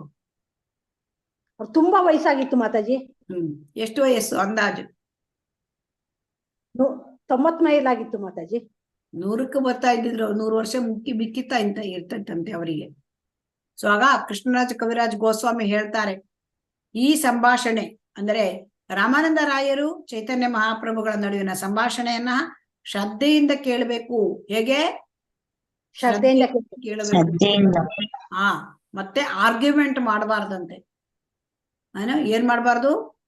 ಆರ್ಗ್ಯುಮೆಂಟ್ ಮಾಡಬಾರ್ದು. ಈ ರೀತಿ ಯಾರು ಶ್ರದ್ಧೆಯಿಂದ ವಾಗ್ವಾದ ಮಾಡದೆ ಕೇಳ್ತಾರೆ ಅವರಿಗೆ ಶ್ರೀ ಚೈತನ್ಯ ಮಹಾಪ್ರಭುಗಳ ರಹಸ್ಯ ತತ್ವವನ್ನು ತಿಳಿದುಕೊಳ್ಳಬಹುದು. ಚೈತನ್ಯ ಮಹಾಪ್ರಭುಗಳ ರಹಸ್ಯ ತತ್ವ ತಿಳ್ಕೊಳ್ಳೋದು ಹೇಗೆ? ಶ್ರದ್ಧೆಯಿಂದ ಆರ್ಗ್ಯುಮೆಂಟ್ ಮಾಡದೆ ಕೇಳ್ಕೊಳ್ಳೋದು. ಹಾ, ಕೇಳ್ಬೇಕು, ಶ್ರದ್ಧೆಯಿಂದ ಕೇಳಬೇಕು, ಆರ್ಗ್ಯುಮೆಂಟ್ ಮಾಡಬಾರ್ದು. ನಾವು ಹಾಗಾಗಿ ಈ ಭಾಗದ ಚೈತನ್ಯ ಮಹಾಪ್ರಭುಗಳ ಲೀಲೆ ತುಂಬಾ ರಹಸ್ಯ. ಯಾವುದು? ಚೈತನ್ಯ ಮಹಾಪ್ರಭುಗಳು ಮತ್ತು ರಮಾನಂದರಾಯರ ನಡುವಿನ ಸಂಭಾಷಣೆ. ಯಾಕೆ ಅಲ್ಲಿ ರಾಧಾಕೃಷ್ಣರ ಪ್ರೇಮ ಅದು ಲೀಲೆಗಳು, ಅದು ತುಂಬಾ ರಹಸ್ಯವಾದದ್ದು. ಸೊ ಅದನ್ನೇ ನಾವು ಹೇಳಿದ್ವಿ, ರಾಸಪಂಚೋಧ್ಯಾಯ ಬರ್ತದೆ ಅದರಲ್ಲಿ. ಸೊ ಹಾಗಾಗಿ ತುಂಬಾ ರಹಸ್ಯ. ಯಾರಿಗೆ ಶ್ರದ್ಧೆ ಇದೆಯೋ ಅವರಿಗೆ ಬೇಗ ಅವರಿಗೆ ಅದರ ಫಲ ಸಿಕ್ಕತ್ತೆ, ಬೆನಿಫಿಟ್ ಸಿಕ್ಕತ್ತೆ. ಯಾರು ವಾಗ್ವಾದ ಮಾಡ್ತಾರೋ ಅವರಿಗೆ ಅರ್ಥನೇ ಆಗೋದಿಲ್ಲ. ಸೊ ಹಾಗಾಗಿ ಶ್ರೀ ಚೈತನ್ಯ ನಿತ್ಯಾನಂದ ಅದ್ವೈತ ಚರಣ ಜ್ಞಾನಾರ ಸರ್ವಸ್ವ ತಾಂದ್ರೆ ಮೀಲೆ ಈ ಧನ. ಅಂದ್ರೆ ಈ ಧನ, ಒಂದು ಸಂಪತ್ತು, ಈ ಚೈತನ್ಯ ಮಹಾಪ್ರಭುಗಳ ಲೀಲಾ ರಹಸ್ಯನ ತಿಳ್ಕೊಳ್ಳತಕ್ಕಂಥದ್ದು ಒಂದು ಸಂಪತ್ತು. ಅದು ಹೇಗೆ ಸಿಕ್ಕುತ್ತೆ? ಚೈತನ್ಯರನ್ನ, ಶ್ರೀ ಚೈತನ್ಯರನ್ನ, ನಿತ್ಯಾನಂದರನ್ನ, ಅದ್ವೈತ ಮಹಾಪ್ರಭುಗಳು ಮತ್ತೆ ಅದ್ವೈತ ಪ್ರಭುಗಳು ಮತ್ತೆ ಇವರ ಚರಣಗಳಲ್ಲಿ ಯಾರು ನಂಬಿಕೆ ಇದನ್ನ ಶರಣಾಗತಿ ಹೊಂದುತ್ತಾರೆ, ಯಾರು ಅವರಿಗೆ ಚರಣಗಳಲ್ಲಿ ವಿಶ್ವಾಸ ಇಡ್ತಾರೆ, ಅವರಿಗೆ ಈ ರಹಸ್ಯ ತಿಳಿಯುತ್ತದೆ. ಯಾರಿಗೆ? ಚೈತನ್ಯ ಮಹಾಪ್ರಭುಗಳು, ನಿತ್ಯಾನಂದರು ಮತ್ತು ಅದ್ವೈತ ಇವರ ಚರಣದಲ್ಲಿ ನಾವು ಏನ್ ಮಾಡ್ಬೇಕು? ಶರಣ ಆಗ್ಬೇಕು. ಅವರಿಗೂ ಅವರ ಚರಣಾರವಿಂದನೂ ಒಪ್ಕೊಳ್ಬೇಕು ನಾವು. ಸೊ ಆಗ ಒಪ್ಕೊಂಡಾಗ ಈ ದಿವ್ಯ ಸಂಪತ್ತು ನಮಗೆ ಸಿಕ್ಕುತ್ತೆ. ಇದು ರಹಸ್ಯಗಳ ಸಂಪತ್ತು. ಅದು ನಾವು ಹೇಳಿದೇವಲ್ಲ, ಯಾವುದು ತುಂಬಾ ದೊಡ್ಡ ಸಂಪತ್ತು, ಅದು ಈ ಆಧ್ಯಾತ್ಮಿಕ ಸಂಪತ್ತು ತುಂಬಾ ದೊಡ್ಡ ಸಂಪತ್ತು. ಹಾಗಾಗಿ ಭಕ್ತಿ ಸಿದ್ಧಾಂತ ಠಾಕೂರರು ಏನ್ ಹೇಳ್ತಾರೆ? ಯಾರಿಗೆ ಶ್ರದ್ಧೆ ಇದೆಯೋ ಅವ್ರಿಗೆ ಕೃಷ್ಣ ಸಿಗ್ತಾನೆ ಅಲ್ವಾ? ಹೌದು ಮಾತಾಜಿ. ಯಾರು ವಾಗ್ವಾದ ಮಾಡ್ತಾರೆ ಅವರಿಗೆ ಕೃಷ್ಣ ದೂರ ಹೋಗ್ತಾನೆ, ಪರದೆ ಹಾಕ್ಬಿಡ್ತೇನೆ ನಮ್ಗೆ, ದೂರ ಹೋಗ್ಬಿಡ್ತಾರೆ. ಆಗ ಪರದೆ ಹಾಕೋದೆಲ್ಲ ದೂರ ಹೋಗ್ಬಿಡ್ತಾನೆ ಕೃಷ್ಣ. ಸೊ ಅದೇ ತರಹ ಯಾರಿಗೆ ದೃಢ ಶ್ರದ್ಧೆ ಇದೆಯೋ ಅವರಿಗೆ ಚೈತನ್ಯ ಮಹಾಪ್ರಭುಗಳು ಸಿಗ್ತಾರೆ. ಯಾರಿಗೆ ಶ್ರದ್ಧೆ ಇದೆ, ಚೈತನ್ಯ ಮಹಾಪ್ರಭುಗಳು ಮತ್ತು ರಮಾನಂದರ ಮಾತುಕತೆ ಅವರಿಗೆ ಅರ್ಥ ಆಗತ್ತೆ. ಸೊ ಹಾಗಾಗಿ ಯಾರು ಪರಂಪರೆಯಲ್ಲಿ ಇಲ್ಲ ಅವರಿಗೆ ಇದು ಅರ್ಥ ಆಗೋದಿಲ್ಲ. ಯಾರು ಪರಂಪರೆಯಿಂದ ಬಂದ ಗುರುವಿನ ಹತ್ರ ಕೇಳ್ಕೋತಾರೆ ಅವರಿಗೆ ಅರ್ಥ ಆಗತ್ತೆ. ಸೊ ಹಾಗಾಗಿ ಪರಂಪರೆಯಲ್ಲಿ ಯಾರು ಇಲ್ಲ ಅವ್ರ ಹತ್ರ ಕೇಳಿದ್ರೆ ಇದು ಅರ್ಥ ಆಗಲ್ಲ. ಸೊ ಹಾಗಾಗಿ ಯಾವಾಗಲೂ ನಾವು ಯಾರ ಹತ್ರ ಕೇಳ್ಬೇಕು? ಪರಂಪರೆಯಿಂದ ಬಂದವರ ಹತ್ರ ಕೇಳ್ಬೇಕು. ಕಠೋಪನಿಷತ್ತಿನಲ್ಲಿ ಹೇಳಿದರಂತೆ, ನೈಷ ತರ್ಕೇಣ ಆಪನೇಯ ಪ್ರೋಕ್ತಾನೇನೈವ ಸುಜ್ಞಾನಾಯ ಪ್ರೇಷ್ಠ. ಇದನ್ನ ತರ್ಕ ಮಾಡಿ ಹಿಡಿಯಲ್ಲ, ತಿಳ್ಕೊಳಕ್ಕೆ ಸಾಧ್ಯ ಇಲ್ಲ ಇದನ್ನ. ಸೊ ಹಂಗಾರೆ ಮುಂಡುಕೋಪನಿಷತ್ತಿನಲ್ಲಿ ಹೇಳಿದೆ, ನಾಯಂ ಆತ್ಮ ಪ್ರವಚನೇನ ಲಭ್ಯೋ ನಾ ಮೇಧಾಯ ನಾ ಬಹುವಾ ಶ್ರುತೇನ ಯಂ ಏವೈಷ ವೃಣುತೆ ತೇನ ಲಭ್ಯಸ್ ತಸ್ಯೈವ ಆತ್ಮ ವಿವೃಣುತೆ ತನುಂ ಸ್ವಾಂ. ನಾನು ದೊಡ್ಡ ಬುದ್ಧಿವಂತಿಕೆ ಇದೆ ಅವರಿಗೆ ಸಿಕ್ಕೋದಿಲ್ಲ, ಅರ್ಥ ಆಗೋದಿಲ್ಲ. ನಾವು ಬುದ್ಧಿವಂತಿಕೆಯಿಂದ ಇದನ್ನ ತಿಳ್ಕೊಬಹುದಾ? ಬಹಳ ಬುದ್ಧಿವಂತನಪ್ಪ, ಇಂಟೆಲಿಜೆಂಟ್ ಟಾಪ್, ಅವ್ರಿಗೆ ಅರ್ಥ ಆಗತ್ತಾ? ಇಲ್ಲ ಮಾತಾಜಿ. ನಾನ್ ಬಹಳ ಡಿಗ್ರಿ ಕಲ್ತಿದ್ದೇನೆ, ಅರ್ಥ ಆಗತ್ತಾ? ಇಲ್ಲ ಮಾತಾಜಿ, ಆಗೋದಿಲ್ಲ ಅಂತ. ಸೊ ಯಾರಿಗೆ ಅಂದ್ರೆ, ಯಾರು ಭಗವಂತನಿಗೆ, ಯಾರಿಗೆ ಏವೈಷ ವೃಣತೆ, ಭಗವಂತ ಯಾರನ್ನ ಚೂಸ್ ಮಾಡ್ತಾನೆ, ಯಾರಿಂದ ಸಂತೋಷ ಪಡ್ತಾನೆ ಅವರಿಗೆ ಗೊತ್ತಾಗತ್ತಂತೆ. ಸೊ ಹಾಗಾಗಿ ಇಲ್ಲಿ ಬ್ರಹ್ಮಸೂತ್ರದಲ್ಲಿ ಹೇಳಿದೆ, ತರ್ಕ ಅಪ್ರತಿಷ್ಠನಾತ್ ಅಂತ. ಅಂದ್ರೆ ಎಲ್ಲ ವೈದಿಕ ಸಾಹಿತ್ಯ ಏನ್ ಹೇಳ್ತದೆ ಕೇಳಿದರೆ, ಈ ದಿವ್ಯ ವಿಷಯಗಳು, ಆಧ್ಯಾತ್ಮಿಕ ವಿಷಯಗಳು ಕೇವಲ ತರ್ಕ ಮಾಡೋದ್ರಿಂದ, ಆರ್ಗ್ಯುಮೆಂಟ್ ಮಾಡೋದ್ರಿಂದ ತಿಳ್ಕೊಳ್ಳಕ್ಕೆ ಸಾಧ್ಯ ಇಲ್ಲ.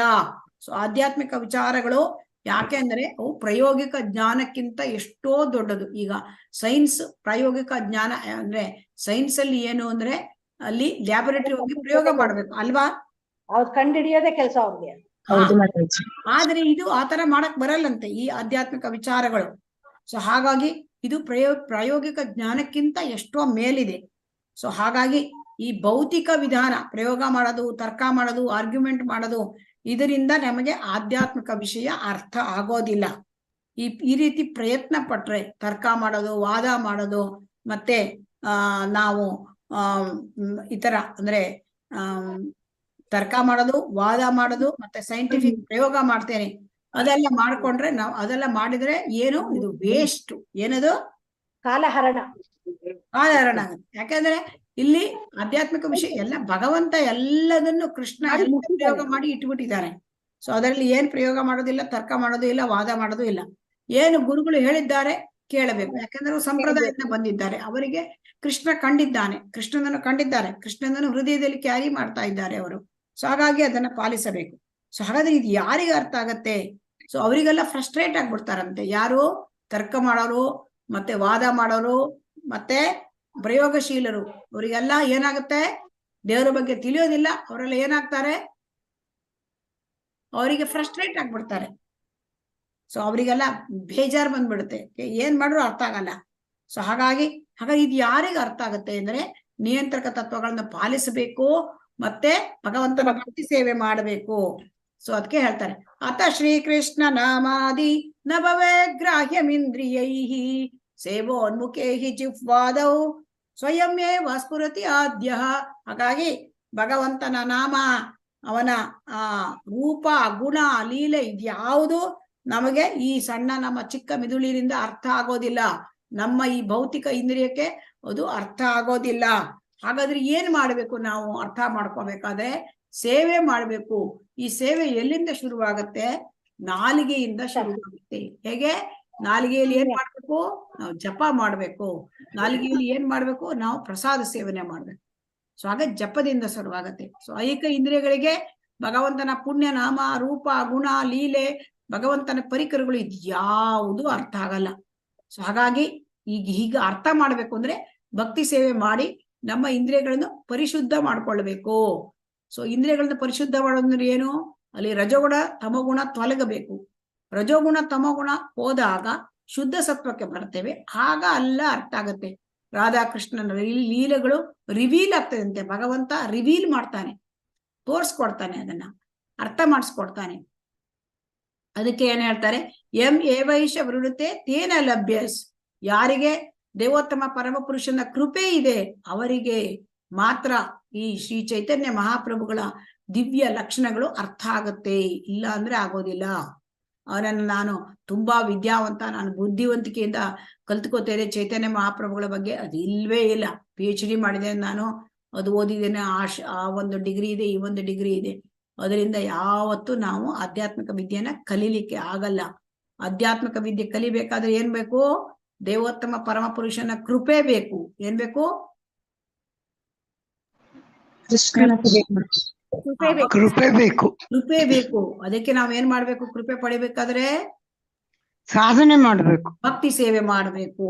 ಸೊ ಹಾಗಾಗಿ ಇಲ್ಲಿ ಕವಿರಾಜ ಕೃಷ್ಣರಾಜ ಗೋಸ್ವಾಮಿ ಹೇಳ್ತಾರೆ, ನಾನು ಶ್ರೀ ರಮಾನಂದ ರಾಯರಿಗೆ 10 ಮಿಲಿಯನ್ ನಮಸ್ಕಾರಗಳನ್ನು ನಮಸ್ಕಾರಗಳನ್ನು ಸಲ್ಲಿಸ್ತಾ ಇದ್ದೇನೆ.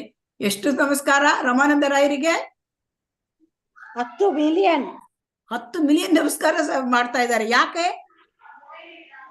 ಯಾಕೆಂದರೆ ಅವರ ಬಾಯಿಯಿಂದ ಆಧ್ಯಾತ್ಮಿಕ ವಿಚಾರಗಳನ್ನು ಶ್ರೀ ಚೈತನ್ಯ ಮಹಾಪ್ರಭುಗಳು ಹೊರಗೆ ಹಾಕಿದ್ದಾರೆ. ಏನ್ ಹೇಳಿ? ಹರೇ ಕೃಷ್ಣ. ಅವರ ಬಾಯಿಂದ. ಯಾರ ಬಾಯಿಂದ? ಕೃಷ್ಣ ಕವಿರಾಜ ಗೋಸ್ವಾಮಿಯಿಂದ. ರಮಾನಂದರ ರಾಯರ ಬಾಯಿಂದ ಚೈತನ್ಯ ಮಹಾಪ್ರಭುಗಳು ಆಧ್ಯಾತ್ಮಿಕ ವಿಚಾರಗಳನ್ನು ಹೊರಗೆ ಕೊಟ್ಟಿದ್ದಾರೆ, ನಮಗೆ ತಂದು ಕೊಟ್ಟಿದ್ದಾರೆ.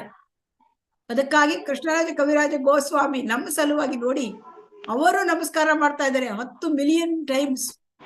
ಅಷ್ಟು ವಯಸ್ಸಾದವರು. ಹರೇ ಕೃಷ್ಣ. ಇದು ಅರ್ಥ ಆಯ್ತಾ?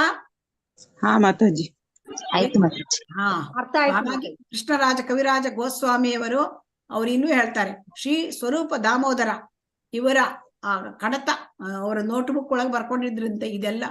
ಈ ಯಾರು ಸ್ವರೂಪ ದಾಮೋದರವರು ಇದನ್ನೆಲ್ಲ ಬರ್ಕೊಂಡಿದ್ರಂತೆ.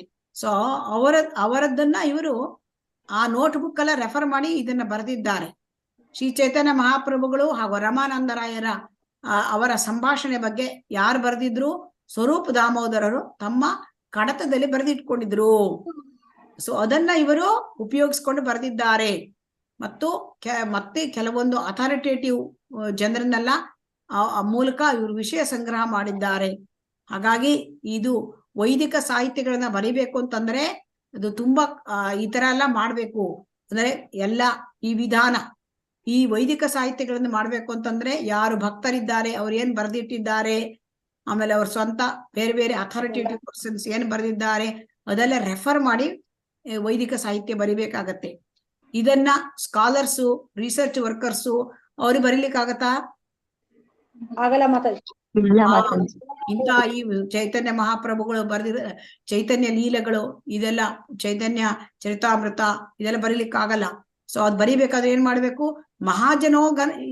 ಮಹಾಜನೋ ಏನ ಗತಾಸಪಂತಹ ಅಂದ್ರೆ ದೊಡ್ಡ ಮಹಾಜನರು 12 ಮಹಾಜನರು ಇದ್ದಾರಲ್ಲ ಅವರು ಹೋದ ದಾರಿಯಲ್ಲಿ ನಡೀಬೇಕು ಅಂದ್ರೆ ಭಕ್ತಿ ಸೇವೆ ಮಾಡ್ಬೇಕು. ಆಚಾರ್ಯವಾನ್ ಪುರುಷೋ ವೇದ. ಆಚಾರ್ಯರು ಏನಾಗತ್ತೆ ಅಂತಂದ್ರೆ ಯಾರಿಗೆ ಗುರುವಿನ ಅನುಗ್ರಹ ಇದೆ ಅವರಿಗೆ ಎಲ್ಲವೂ ತಿಳಿಯುತ್ತದೆ. ನೋಡಿ, ಗುರುವಿನ ಅನುಗ್ರಹಕ್ಕಾಗಿ ನಾವು ತುಂಬಾ ಮುಖ್ಯವಾದದ್ದು. ಇದನ್ನ ಶ್ರೀ ಕೃಷ್ಣರಾಜ ಕವಿರಾಜ ಗೋಸ್ವಾಮಿ ಅವರು ಹೇಳ್ತಾರೆ. ಮತ್ತ ಕೃಷ್ಣರಾಜ ಕವಿರಾಜ ಗೋಸ್ವಾಮಿ ಅವರು ಏನ್ ಹೇಳ್ತಾರೆ? ಸಂಪ್ರದಾಯದ ಗುರುವಿನಿಂದ ಕೇಳಬೇಕು, ಸಂಪ್ರದಾಯದಲ್ಲಿ ಇಲ್ಲದ ಗುರುವಿನಿಂದ ಕೇಳಿ ಏನು ಪ್ರಯೋಜನ ಇಲ್ಲ. ಸಂಪ್ರದಾಯದ ಗುರುವಿಗೆ ಏನಾಗಿರುತ್ತೆ? ಸಂಪ್ರದಾಯದ ಗುರು ಅದು ಪರಂಪರೆಯಿಂದ ಬಂದಿರುತ್ತೆ ಜ್ಞಾನ. ಸೊ ಹಾಗಾಗಿ ಇವನು ಭಗವಾನ್ ಶ್ರೀಕೃಷ್ಣ ಕೂಡ ಭಗವದ್ಗೀತೆಯಲ್ಲಿ ಹೇಳ್ತಾನೆ, ಇಮಂ ವಿವಸ್ವತೆ ಯೋಗಂ ಪ್ರೋಕ್ತವಾನ್ ಅಹಂ ಅವ್ಯಯಂ ವಿವಸ್ವಾನ್ ಮನವೇ ಪ್ರಾಹ ಮಧು ಇಕ್ಷ್ವಾಕ ಒಬ್ರವೀತ್. ಅಂದ್ರೆ ಇದು ಕೂಡ ನಾ ಸೂರ್ಯನಿಗೆ ಹೇಳಿದೆ, ಕೃಷ್ಣ ಹೇಳ್ತಾನೆ ನಾನು ಸೂರ್ಯನಿಗೆ ಭಗವದ್ಗೀತೆ ಹೇಳಿದೆ. ಆಮೇಲೆ ಸೂರ್ಯ ಏನ್ ಮಾಡಿದ? ವಿವಸ್ವಾನಿಗೆ ಹೇಳ್ದ. ವಿವಸ್ವಾನಿ ಏನ್ ಮಾಡ್ದ? ತನ್ನ ಮಗ ಮನುವಿಗೆ ಹೇಳ್ದ. ಮನು ಇಕ್ಷ್ವಾಕುವಿಗೆ ಹೇಳ್ದ. ಹೀಗೆ ಅದು ಪರಂಪರೆ ಇದೆ. ಸೊ ಹಾಗಾಗಿ ಪರಂಪರೆಯಿಂದ ನಾವು ಜ್ಞಾನ ಪಡ್ಕೊಳ್ಬೇಕು ಅಂತ ಕೃಷ್ಣನೇ ಹೇಳಿದಾನೆ ಭಗವದ್ಗೀತೆಯಲ್ಲಿ. ಸೊ ಹಾಗಾಗಿ ನಾವು ಪರಂಪರೆಯಿಂದ ಬಂದಿರತಕ್ಕಂತಹ ಆಚಾರ್ಯರಿಂದ ನಾವು ಕೇಳ್ಕೋಬೇಕು. ಇಲ್ಲಿ ನಮಗೆ ಶೀಲ ಪ್ರಭುಪಾದರು ಪರಂಪರೆಯಿಂದ ಬಂದ ಆಚಾರ್ಯರು. ಸೊ ಅವರು ಇದನ್ನೆಲ್ಲ ಬರೆದಿದ್ದಾರೆ.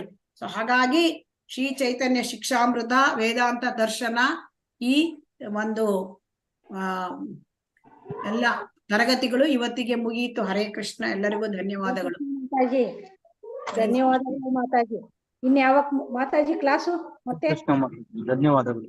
ಹರೇ ಕೃಷ್ಣ. ಧನ್ಯವಾದಗಳು ಮಾತಾಜಿ. ಧನ್ಯವಾದಗಳು ಮಾತಾಜಿ. ಹೀಗೆ ಶ್ರೀ ಹರೇ ಕೃಷ್ಣ ಚೈತನ್ಯ ಮಾತಾಜಿ. ಶಿಕ್ಷಾಮೃತ ಧನ್ಯವಾದಗಳು ಮಾತಾಜಿ. ಧನ್ಯವಾದಗಳು. ಹರೇ ಕೃಷ್ಣ. ಚೆನ್ನಾಗಿತ್ತ ನಿಮ್ಗೆ ಅದು ಚೈತನ್ಯ ಚರಿತ ಶಿಕ್ಷಾಮೃತ ವೇದಾಂತ ದರ್ಶನ ತರಗತಿ? ಮತ್ತೆ ಸೋಮವಾರದಿಂದ